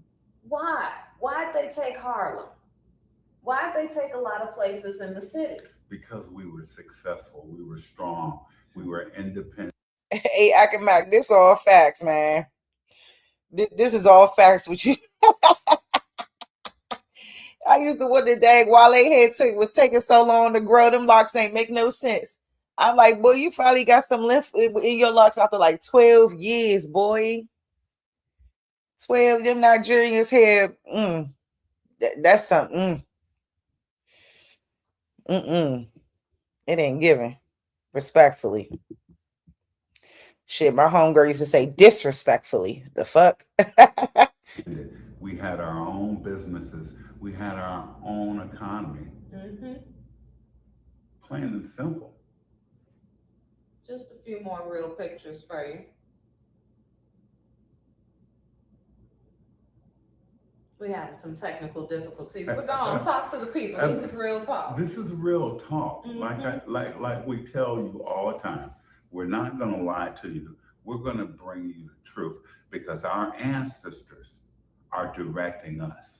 This is coming from our hearts, from our souls. It's so important to know who you are. Let me tell you, the reason why you've forgotten is because of the compulsory education. That's all. It started with the Sunday schools. Then it pivoted into industrial schools. One of those industrial schools was the Carlisle Industrial School. This school was the model for a nationwide system of boarding schools intended to assimilate American Indians into mainstream culture. American Indians, that's you and me. You notice how it didn't say Native Americans. No. It said American Indians. It didn't say Black. It didn't say African American. It said American Indians. Okay, moving right along. It was trying to assimilate us purposely. It was a direct attack on us and our children. Over 10,000 indigenous children attended the school between 1879 and 1918. Despite idealistic beginnings, the school left a mixed and lasting legacy, creating opportunity for some students and conflicted identities for others. In this cemetery, there are 186 graves of the students who died while at the Carlisle Industrial School. They were killing our babies. Right outside of the school. Now you can look this up on your own time, but this is the Carlisle Industrial School for American Indian children. And the ones who died would not turn over. They would not assimilate. That is the point. If you notice, they use our image everywhere and they're making money off of our image all over the world. Yeah. Okay. Everyone wants to act like it. Look at this brother right here. This reminds me of me. You know, I tell a lot of you all, I am not a cowboy. I am a Shawnee man. All right. Let me get it together. That's like I said, we're having technical difficulties. But go on, baby. But that's who we are. Yeah, we're not cowboys. No. You know, and they tried to destroy the Indians on the inside of us, but they couldn't. No. They couldn't do it. And remember, that term cowboy comes from them. They were the cowboys. Because cows are not indigenous to our land. Are you listening?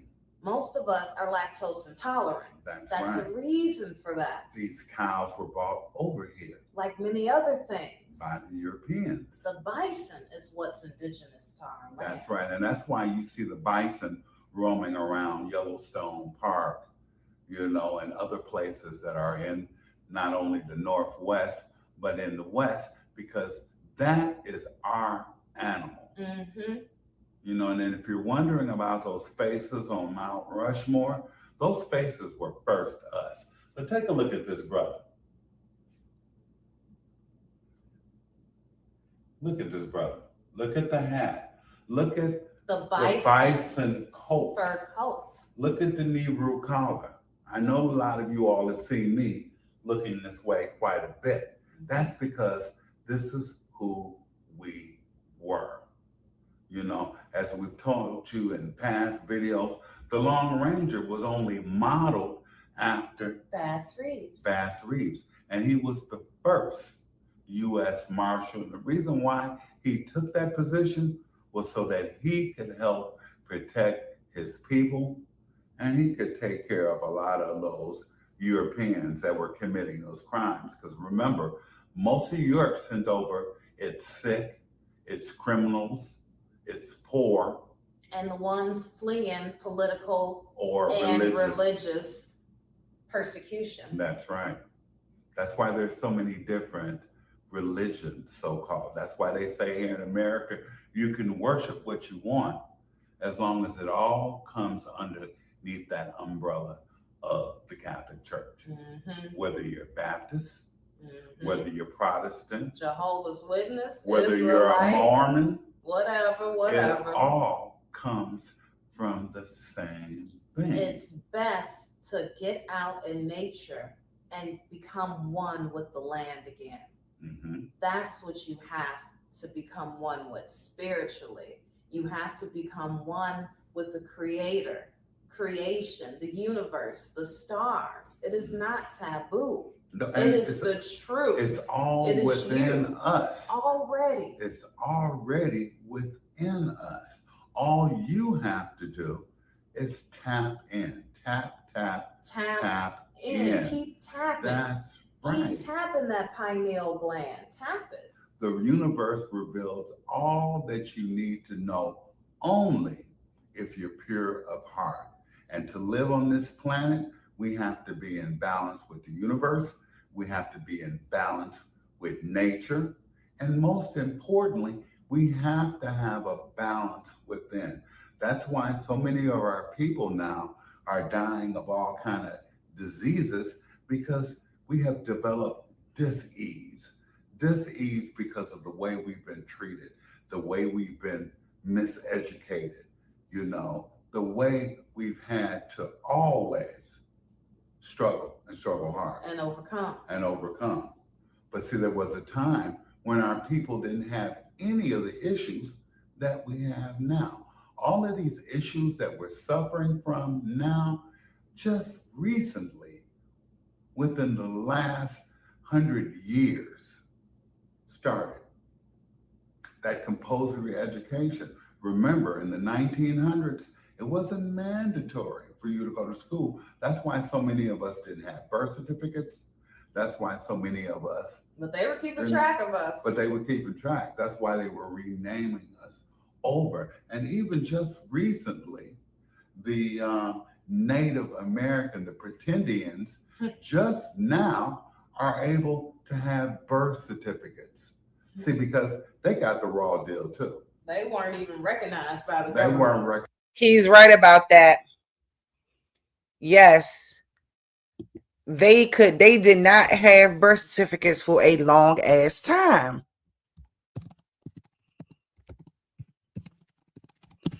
Where is that video on that?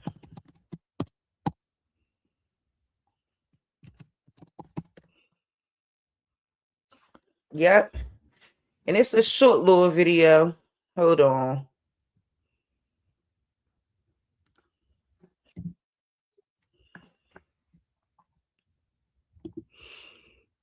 Native Americans living on the reservation, the simple right to be recognized as a U.S. citizen can be a struggle. With different federal laws and outdated record keeping, the fight to obtain federal documentation had become a tedious and time-consuming process. However, a major victory yesterday for Native Americans born prior to 1970, as the Arizona Department of Health Services passed a new bill which puts Native Americans one step closer to obtaining an official birth certificate. Nick Ponticello has the details. Bills HB 2157 and SB 1393 will speed up the process for Native Americans to receive delayed birth certificates. These guidelines will allow Native Americans to submit official tribal enrollment records containing a person's name, their parents' names, date and location of birth, as well as a medical document containing birth records. We spoke with Coconino County District 5 Supervisor Lena Fowler on the topic. People were spending a lot of money driving to Phoenix trying to introduce new documents and being denied the delayed birth certificate. As of September 26, 2014, the new policy... But you're supposed to believe that these people got historical record and documentation of being here. We supposed to believe that when your birth and shit is not even documented.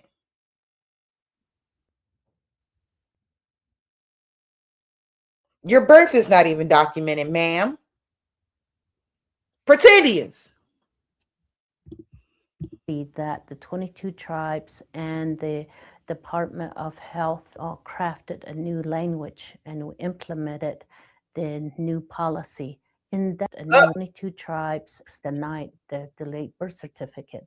As of September 26, 2014, the new policy that the 22 tribes and the Department of Health all crafted a new language and implemented the new policy. In that policy, it recognizes tribal enrolled document. We look forward to the day that the governor signs, because that's when Native Americans that are not citizens of the state of Arizona will become citizens of Arizona, and they'll be able to obtain services that they are fully eligible to obtain. With NAZ. Child, y'all see what's happening and what's been happening?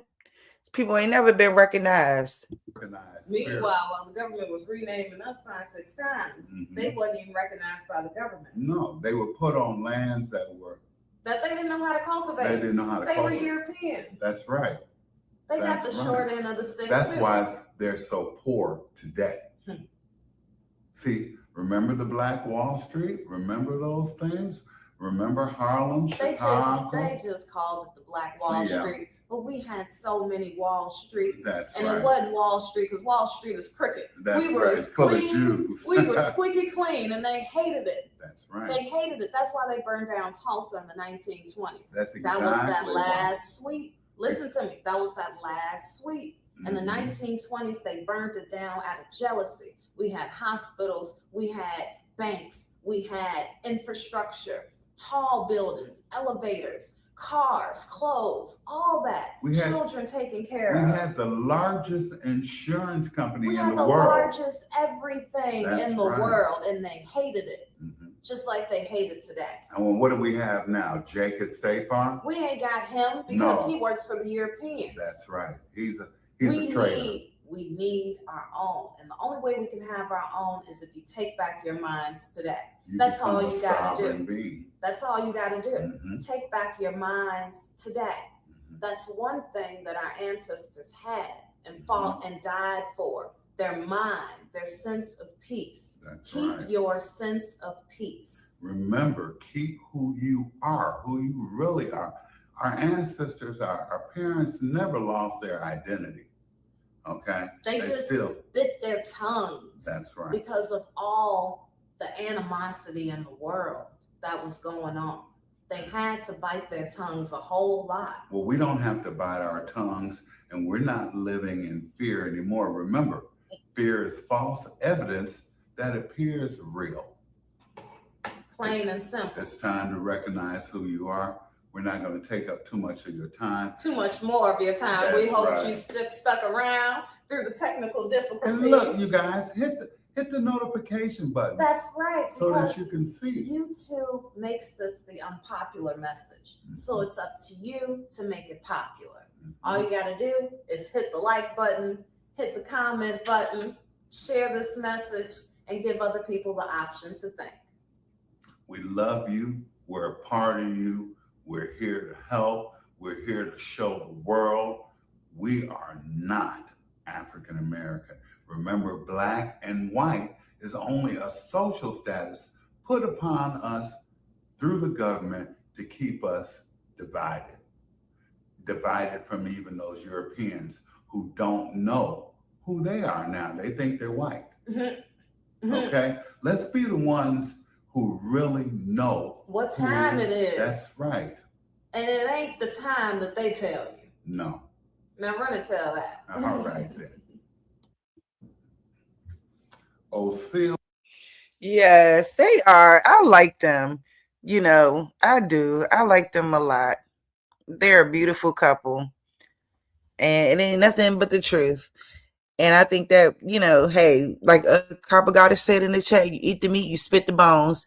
You know, you don't got to agree with everything that was said, but, you know, you need to take what did apply and apply it to you and get your search on through this universe to understand who you are and what the tea is, because we're tired. We're tired. I'm not arguing with another soul because I'm going to tell you to make sure that you understand what you're saying, understand who you're talking to, and go find them African ancestors for me. Period. So shout out to Tim and Phoebe. I love their channel, like I said. And Jazzy, just for the record, I think that's his real hair. I kept looking. It don't look like a weave. It don't look like a toupee. It look real. But yeah. They are awesome, and I, you know, want to go. I just went that one was from 2 years ago, but I felt like it was perfect to kind of intertwine in everything that we kind of talked about today.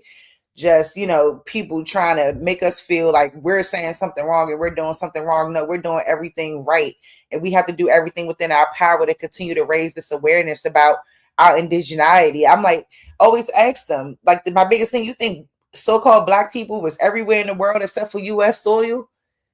Except for the islands? Is y'all insane? I said, y'all really do got a European state of mind. If y'all believe that, if you believe everybody come from Africa, you got a poor, dense thinking level, and you need to expand it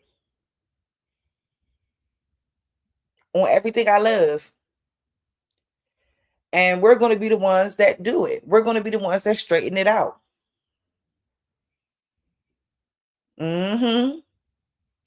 Yep, Trump is taking back Greenland right now. Hey, Smokey. I can work on it. I can work on it, Chief Hakeem. I can work on it. I'll see who I can find, how I can find a way to contact them, see if there's an email or, you know, something like that that's available for them. Because I'd love to have them on. It was a couple other people. I mean, I still got to get back to them. But like I said, I've been busy with school and stuff, guys. So it's like my channel just hasn't been getting love and attention that it deserves. So that's why I'm glad that you all came in today, because I know I haven't been on for a while. But yeah, I'll see what I can work out. I can't promise anything, but I'll see what I can work out, how I can get in contact with them. So that's what this is about. We're taking back the identity. You know what I'm saying? Because every time we argue, oh, I don't think you're this, I don't think you're that, you know, like we missed the whole entire point. Because whether people want to admit it or acknowledge it or not, the Aboriginals of this land were called Indians. Bottom line. And yes, we have some people that are pretending and taking over and acting as if they're the true indigenous people, but we know that that's not true. We talking about these so-called indigenous people not even being recognized at all.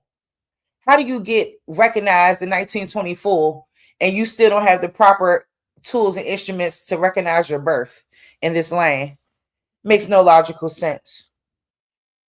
So we're not tolerating the BS no more. We're not allowing tethers to come in and disrespect. And we're going to stand on this American Indian, this American Black Indian indigenous business. Okay? That's it. I'm not tolerating it. I'm just not. You know, and I hate to see all the rhetoric being spewed and not really being able to speak on it like how I want to speak on it. You know what I'm saying? But today was the day. It was put in my heart to do so. So I'm up here and I'm doing what I have to do. You know, I'm answering my call as I'm supposed to. Don't ignore your spirit, people. And I always tell people too, like, a lot of people reject what they don't know. There's a point in people's lives where you, like, even me, you know what I'm saying? Like you think something is one way for so long, and then you come to realize, oh snap, I've been living in the matrix this whole time. I didn't know about such and such. You know, you go do all this research and then you start digging in the rabbit hole and you can't believe all the stuff that you're discovering and finding out. Like even me about white slavery and white cargo and all. Y'all remember I was doing videos on that for like 2 weeks because I was so stunned and so taken aback by the things that we don't know. But then we have to realize too that it's just like the narratives, like the way they try to apply it to us is really a universal thing. It's not just niggas were slaves. No, white people were slaves too. When the Civil War kicked off, they were only involved in it because we was kicking their ass in the working field. They couldn't compete with our work ethic. That's the real tea, especially in the South. You think it wasn't no poor hick hillbillies in the South? It ain't just no Beverly Hills hillbillies, that bullcrap they show y'all on TV. No. Them Southern crackers was poor. And they had to work no different than us. Everybody was working.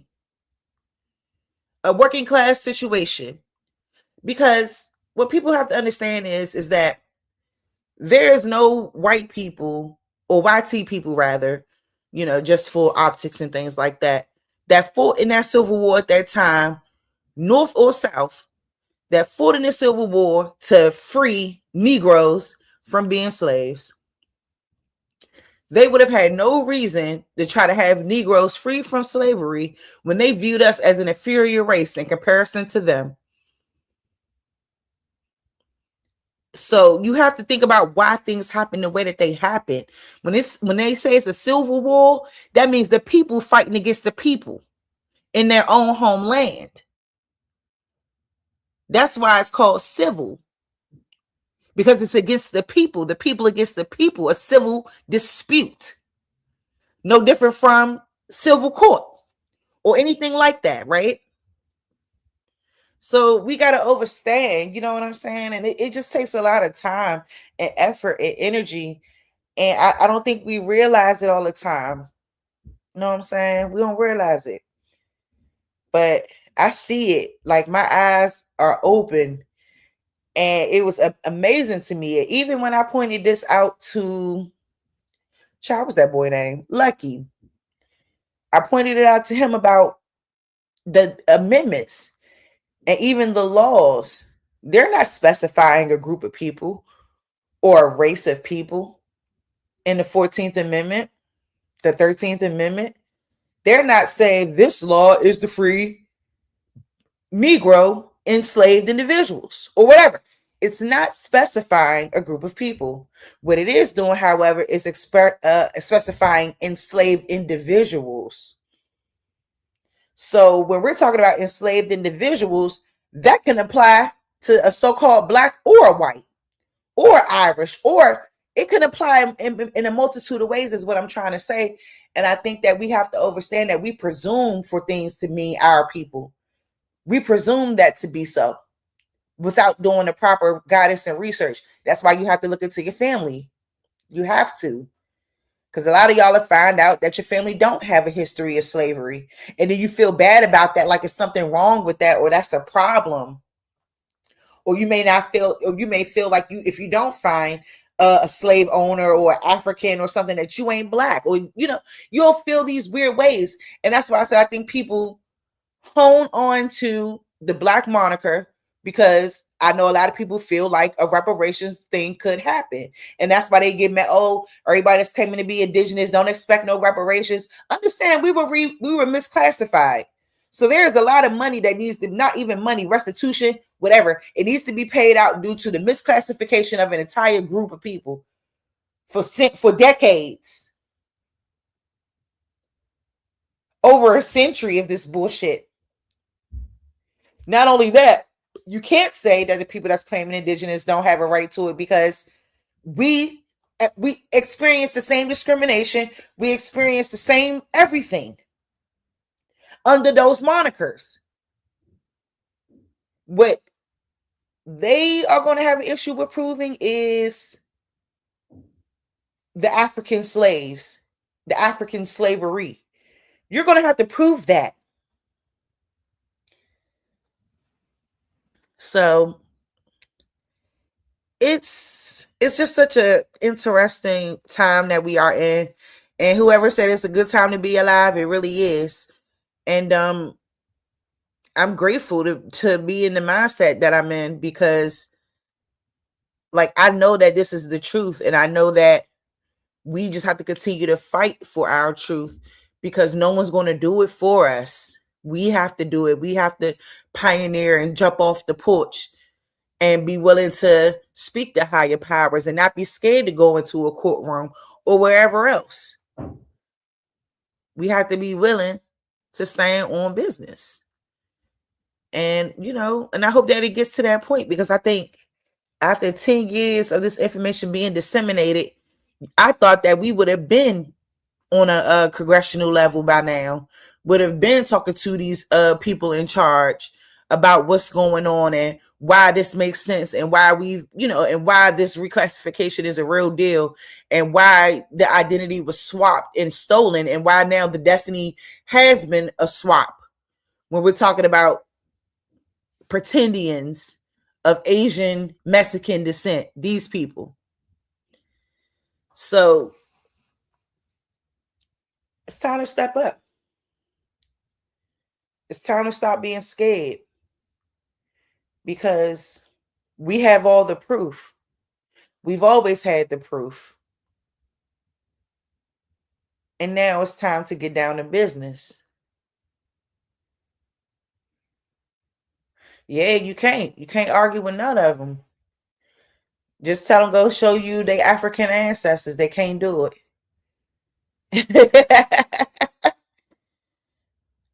So just know that. Nanya, thank you for all the love you showed me on that David Eltis video. Your comments don't go unnoticed and unappreciated. I worked very hard on those questions.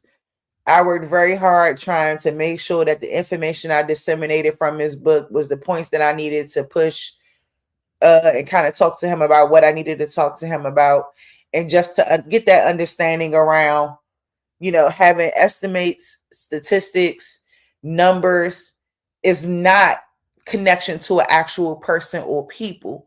And I think that needs to be understood, because it's a real problem when we take these numbers as if those are our people. Who are your people?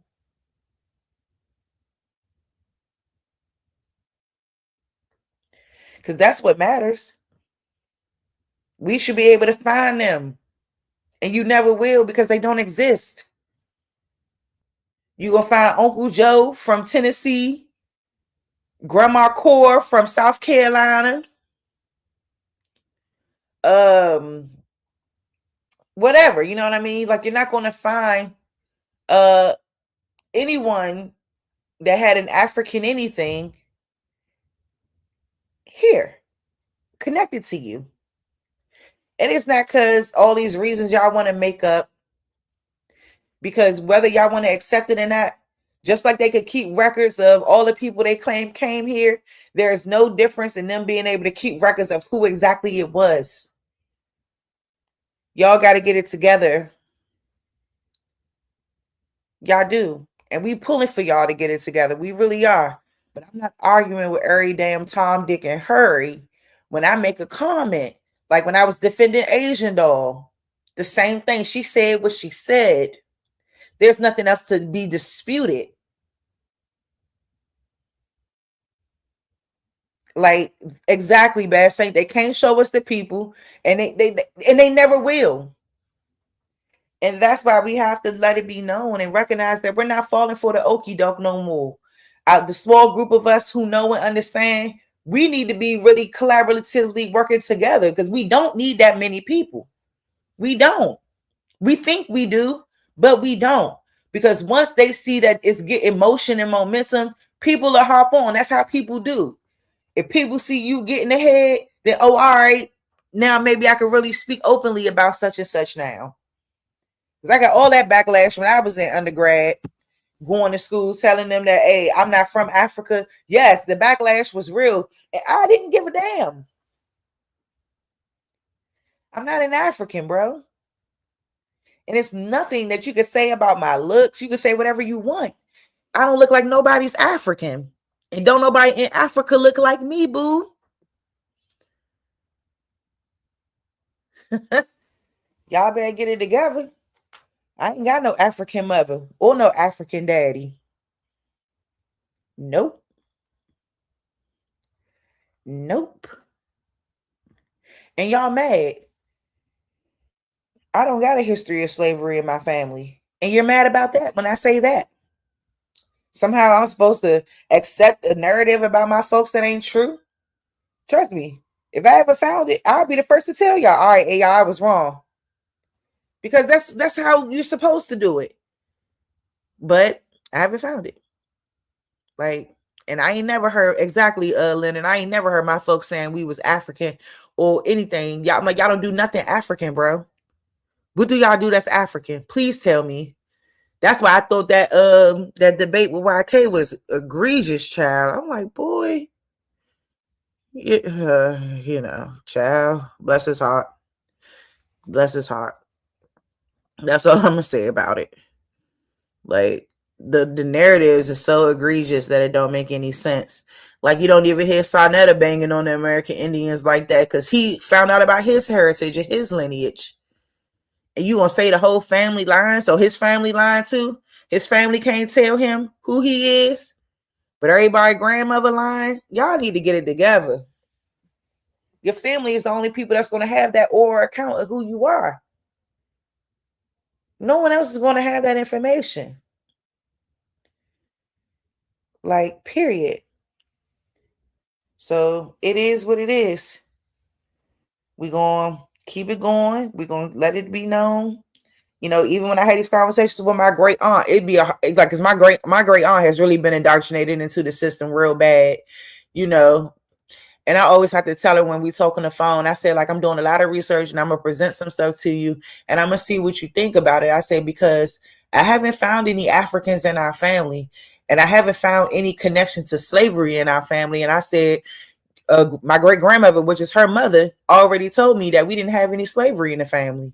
She said that out her own mouth because her mother or her mother's mother, so that means her mother, her grandmother, or her great grandmother would have had knowledge of whether or not that took place in our family or whether or not somebody in our family went through that.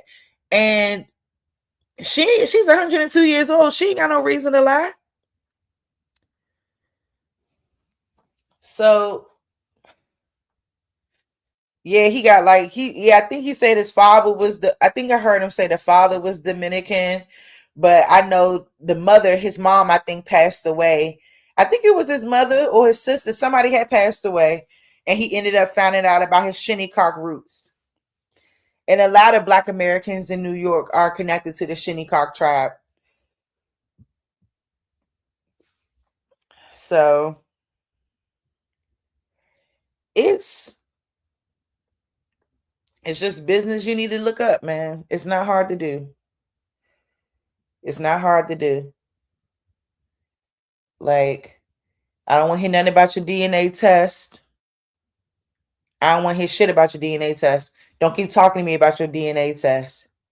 I told the girl that. I said, no, I'm talking about real people. Not no estimate that said your DNA matched with 10% of people in Nigeria who took the test. Do you know how false that is? Oh, I don't know. Oh, with the Dominican? Oh, I don't know. But I know he showed the video of his peoples and stuff because it went viral around here in the conscious streets. You know, and they was telling them that, you know, but he said even he was telling them that he wouldn't accept it if we ain't got no Africans. So he wouldn't accept it even if, you know, even if they said if they didn't have no African, he wouldn't have accepted his Shinnecock lineage because it had to be some African there because people are staunch on this idea that everybody comes from Africa. And I'm guessing if you're talking in the sense of world migrations and things like or out of Africa theory and context, then if that's the case, then everybody came from there, white, black, orange alike. But we know that that's not the cradle of civilization. We know that because it doesn't make any sense for it to be like that was the only place around, and then everybody just went out and went everywhere else. Have you lost your mind?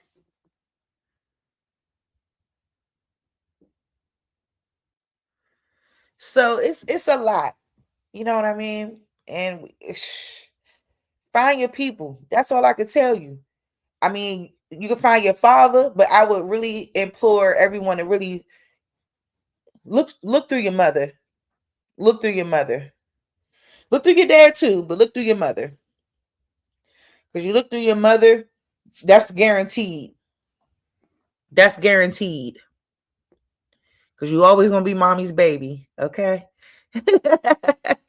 Respectfully, you know what I'm saying? Because I look on my mother and my father's side, but my father's side got some hiccups because my grandfather was adopted. So it's a lot of hiccups going on, but we gonna get it together. We gonna find out the truth, baby. That's what we do, okay? So, no, he was at his mother's funeral and filmed his family claiming their nation. Okay, yeah. So it was his mom's service.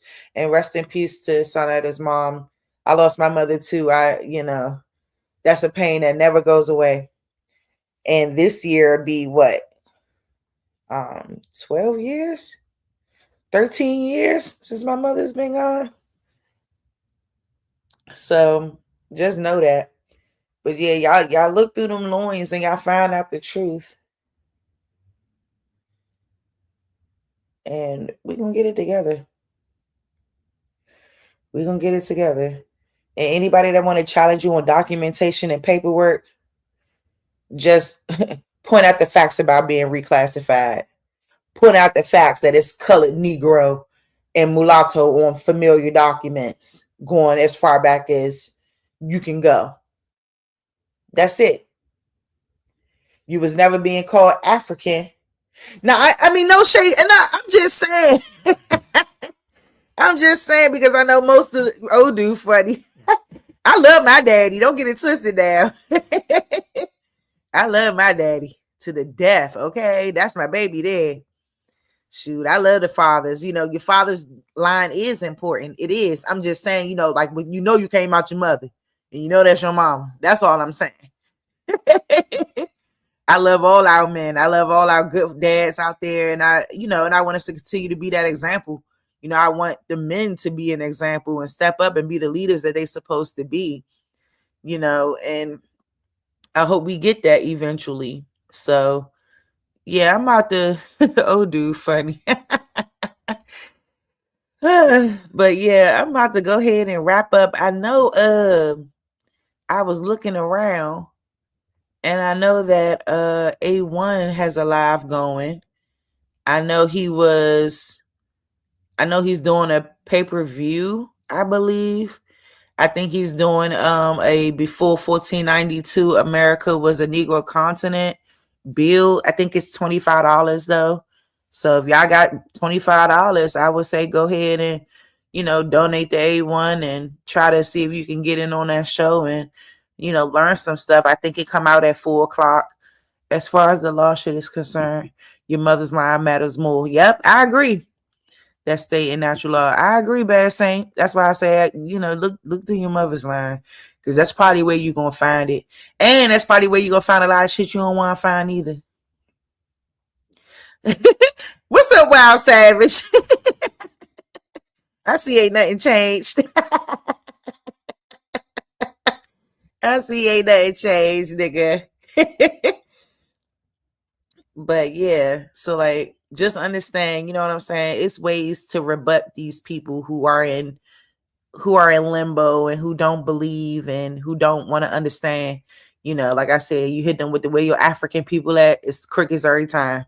They got every reason why they're going to run around the mulberry bush about why they can't find their African cousins and why they lost their African language and all this. I don't want to hear nothing. Shut up. Okay. Ooh, y'all shady in the chat. Ooh, shady. Shady boots. I need to go get me an umbrella. Cause the sun is beaming, honey, and y'all are throwing the shade. Ooh. I just try to, promote everybody in the paradigm. Like everybody that's trying to do something to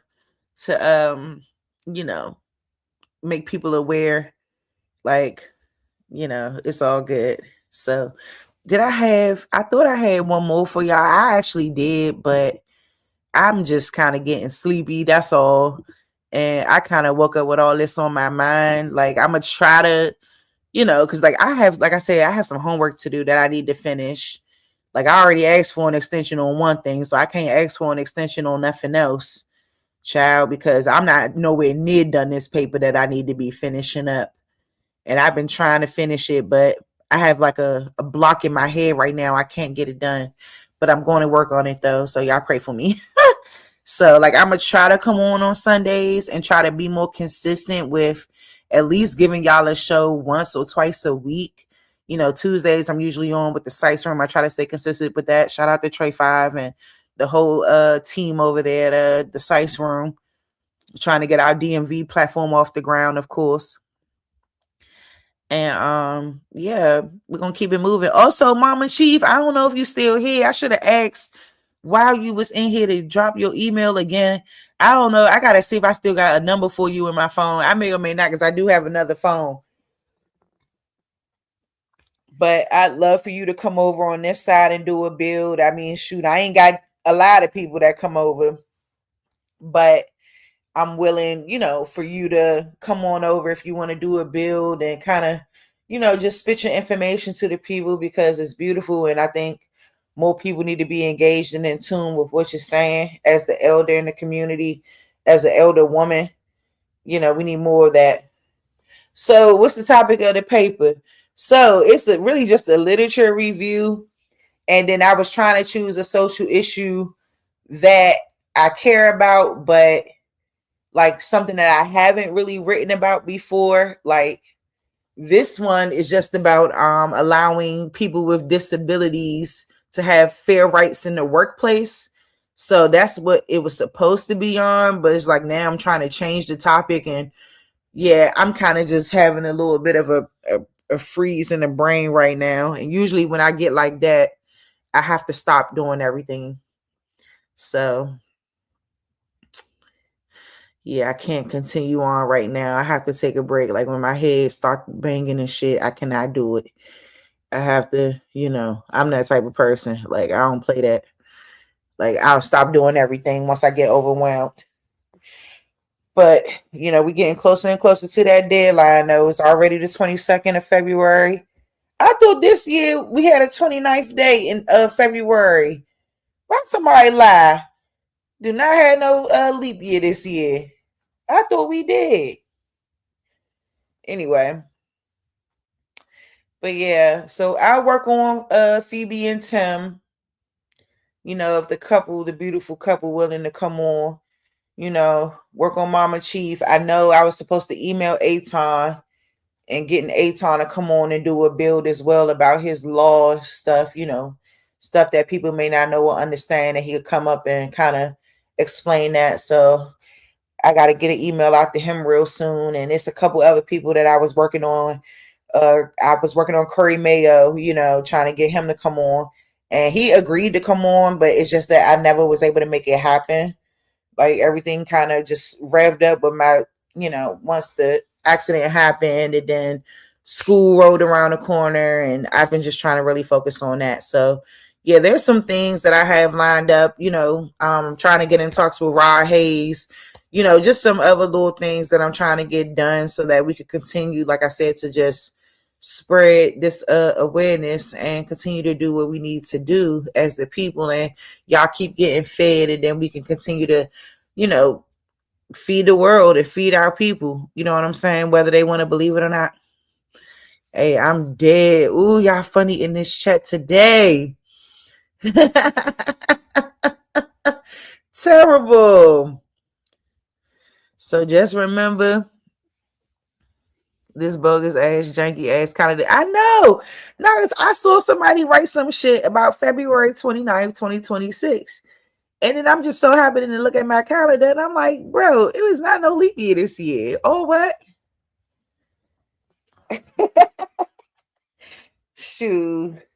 So, I just want everybody to be able to do what they do. We all got to be open and open-minded and, eat the meat, spit the bones, period. So hopefully I could, also I need to call Sister Freedom and Dots too. I'd love to have them back over eventually. Who else? Dulcinea, just to name a few, just to bring more women into the space. And I'm trying to get in contact with some other women too, but it's hard getting in contact with these people. So, hopefully I'll be able to really move around and see what I can do as far as just bringing different things. And also, I'll probably be touching on more current events, current topics that we need to touch on. But, the Asian doll thing was kind of just being completely,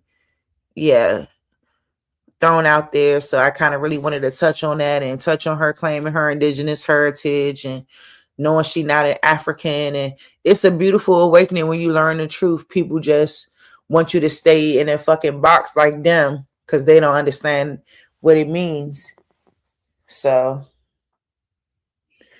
your smart TV takes 7,200 screenshots an hour. What? Ooh, don't get me all scared about the conspiracies. So yeah. Oh, Mama Chief, perfect.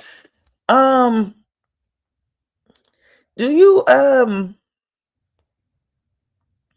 have an email that you're comfortable with dropping in the chat? What's up, big dog? Yeah, I said that too. I said Asian doll is a beautiful girl. Beautiful girl. Like gorgeous, in my opinion. And they be mad at the young queen. She be going off, but she beautiful. So look at that face. They got mad at her for saying good morning to my Native Americans / Indians. I was hollering. I said, who's she trolling? I said, yes, troll them and make them upset. Look at these comments. Why are people so obsessed with telling others what their ancestry isn't? All y'all part of our family. I don't get it. Shade Room so irritating. All y'all want to see is them constantly hating on this girl. Every time y'all post her is no nice comments. Jermisha, please, moving on. How y'all morning going? Good morning, Black Delulu Queen. Look at them hating. Talk about she's so funny. I don't know. Ooh. Look at this dumb shit. I'm rooting for everybody black. Shut up. Hey, this was me when I found out I had Cherokee roots. I'm gonna embrace my culture every day. Everyone said once we learn who we are, they're going to start looking at you crazy. And I see that now. Maybe people should start doing their research. Why does she keep calling them Indians, though? Because Indian is the right term. They are Native Americans, not Indians. OMG. No, they are Native Americans. They are not Indians. Girl, we don't go by Indian. That's how you know she trolling. Girl, look, people so dumb. Like, y'all keep talking about native. That's the problem. We are still African Americans. Nothing changed. It's history. Girl,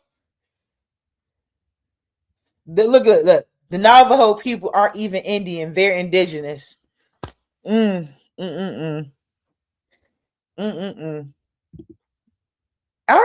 people stupid. Hey. I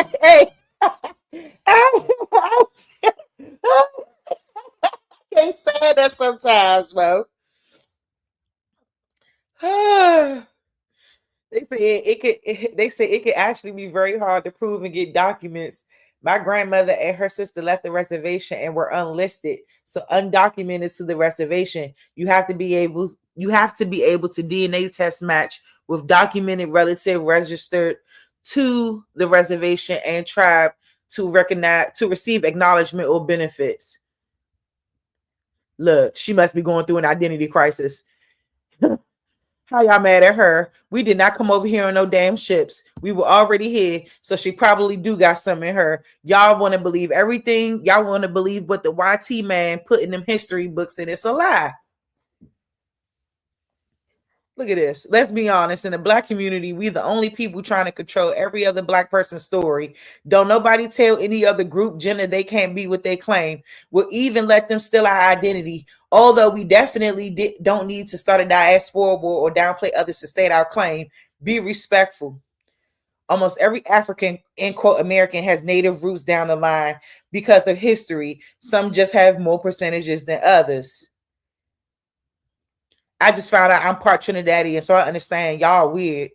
Y'all be so worried about the wrong thing when there's other serious shit going on in the world. Who cares about who's mixed with this and that? Like, there's somebody gonna write, girl, my little papa just died. Child, he ain't died. I mean, he died. But we know how he died. Then let's not get it twisted, okay? Black people are the original indigenous. Come on now. See, some people know. Some people know. Some people know. But she a beautiful girl, and that's the real reason why she get a lot of flack.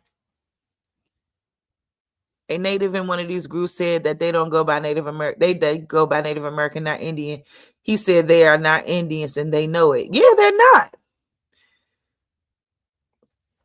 Native Americans doing DNA tests and finding Asian. Oh, yeah. Let me show that real quick before I go. Let me show that real quick before I go.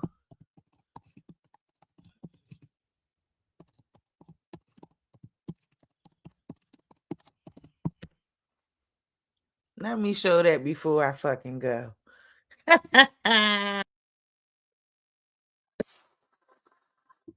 Okay, so but she a gorgeous girl, and I'm glad that she stood up on that business.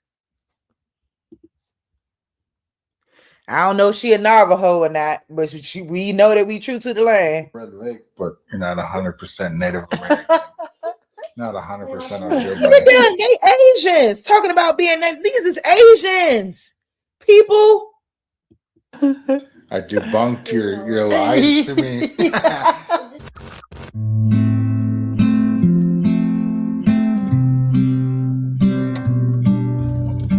How's it going, Aegis? Thank you for clicking on the video. I'm about to go pick up my mom. Gonna sit down and reveal her 23. All right. It's still food. Fountain. Kyle, you look like you've been drinking. I know I broke my tooth. And then it just, that part of it's still sticking out there. So I'm here with you because my viewers wanted me to do a DNA analysis review with you. Really? Yeah, because there's been an update. Mine's been updated. So see, mine is a 50, or it's actually 52.6 Native American. Yeah. Well, let's talk about these results that we see on the screen. East Asian and Native American. They got Native American 52, Northern Asian 16.1. And when I tell y'all what they be doing, Native American DNA is Asian DNA. It's no different. It's no different. That be the buffoonery with 23andMe and all these DNA testing companies. Check it out. I'm 16% Mongolian. Must be from your dad's side. You'll see. Yeah, so that's my composition. Then you got to go to DNA relatives. And this is where they'll have yours at. So did you think that about me? That I got to be Mongolian or something? No, I didn't think it'd be that. So here's yours. Mhm. It's 51.71% DNA shared. So I have more of your DNA than my dad's. Mm-hmm. Oh, here we go. Our ancestry composition. Mm-hmm. So here's you and me. So like I'm 82.6 Native American and you're 89. No, that's it. East Asian and Native American niggas. But it says you're 57.2% Native American and you're 16.3% Mongolian. Oh, You have the Mongolian ancestry. Mongolian. Look at that. Look at that. Asian? They got the nerve to have. Over up there. They got the nerve. They got the nerve to have 0.2% Siberian right there. You know they damn well they weigh more than 0.2% Siberian. Look at that. 16%. This is all Asian DNA. I wish they stopped with the lies. It's all Asian. Asian. You look Asian. You look Asian. You're not Native American. Well, you are Native American according to the DNA test, but you're not indigenous. There we go. Gotta get my thoughts together, honey. Child, look at that mess. And that's his mama. Y'all are Asian. Y'all are Bruce Lee. Okay? In the Himalayan mountains. Oh. Then again, I think that's what. So yours would probably go up if it's 13.5. Then they want to say everybody African. They ain't got no percentage of African. I think that's what. So yours would probably go up. All this fake African and Black Americans. Well, one of them got 1.2% and the other one got 0.0. Somebody got 12% European, the other one got 7%. Child, all they do is lie. If it's 13.5, which would make you about 70%, 71% Native. Mm-hmm. But then you got the European ancestry, which is the French, 4%. And see, you don't have the British and Irish, which means that comes from my dad. Mm-hmm. Then you got the 1.6% Pakistani. Oh. You're Pakistani Indian. Look at here, even Italian, 1.6% Italian. Neanderthal. Yeah, it says Annabelle has more Neanderthal variants than 88% other people. Y'all mixed with Neanderthals, bro. Stop saying that y'all indigenous to America. No, you're not. This is a hot mess. This is a hot mess.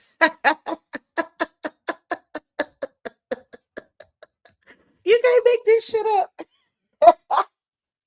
Oh my God. Oh my God. Now you find me a Black American who got any of the Neanderthal mixture in them. These is two Asian Mongoloids, respectfully. Disrespect. Whatever. Y'all are not indigenous to America, bro. The Chinese people is y'all cousins.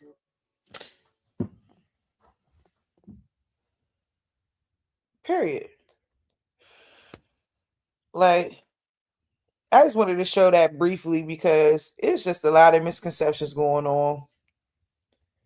Ain't no way that y'all don't know that y'all ain't Asian. It's clear as day. If y'all think the indigenous people of this land look like that, y'all need to go see a shrink. And y'all need a lot of help. Because all the hooting and hollering that y'all do on social media ain't gonna change our mind about what we said. And that's just period on period. Asian all said what she said, and we said what we said. So let me go on. I want to take a quick nap before I have to get up and finish the rest of this goddamn work. Like normally, I know I love to stay longer and do like some long bills with y'all because I don't see y'all that much. Yep. Look at that. I believe it. I literally seen them sneaker Asians over here, put them on the res. They know who they are. Damn right. Damn right. You about to sit up here and lie? Like that, they got East Asian and Native American in the same category. That's not a mistake. That's not a mistake. And then they want to pretend like, oh, that's two different things, being Native American and being Asian. It's not. It's one and the same. And that's why we say we aren't Native Americans. I'm not an Asian person. And they're not indigenous to America. Period. And you can argue with your mama on that one. The hell? The hell? Right. And I forgot about the white chief, Bad Saint. Yep. Got a white chief. And y'all want to tell us we ain't indigenous though. But y'all ain't got no smoke for the white chief up there sitting on a goddamn mantle as the leader. Come on now. Get it together. And all these Southwestern, these Indians, not Indians, these Native Americans from the Southwest want to sit over there and tell us who we are. Y'all are from the Southwest. Shut up. Y'all ain't had nothing to do with nothing. Y'all was all the way on the other side of the country. Stop it. So, yep. It's like we gotta let these people know, and we not hiding it no more, and we not having it. It just is what it is. So anyway, y'all, I mentioned I was gonna end it. I was trying to end it at 3 hours, but I'm gonna go ahead and I'm gonna go ahead and end this. And I had a great time. Like, I hope y'all take heed to what I was saying. You know what I'm saying? We not tolerating nonsense. We're not doing none of that. You know what I'm saying? Like, you either with us or you against us. And if you against us, we ain't got nothing for you. We ain't got nothing for you. Period. So until next time, family, I love y'all down. I think I know A1 Live, I think BAP Live. So y'all wanted to go over there and join their lives and, converse and dialogue. Feel free to, of course. I can't tell you what to do, but I'm just saying, I'm just throwing it out there. But I had a good time. I'm happy to see all my people that came into the chat today. And I'm grateful for you guys always. So like the video, share it out to your people. Just let them know that I agree. Why I say, but you ain't saying nothing wrong. On that note, peace and love, family. See y'all soon.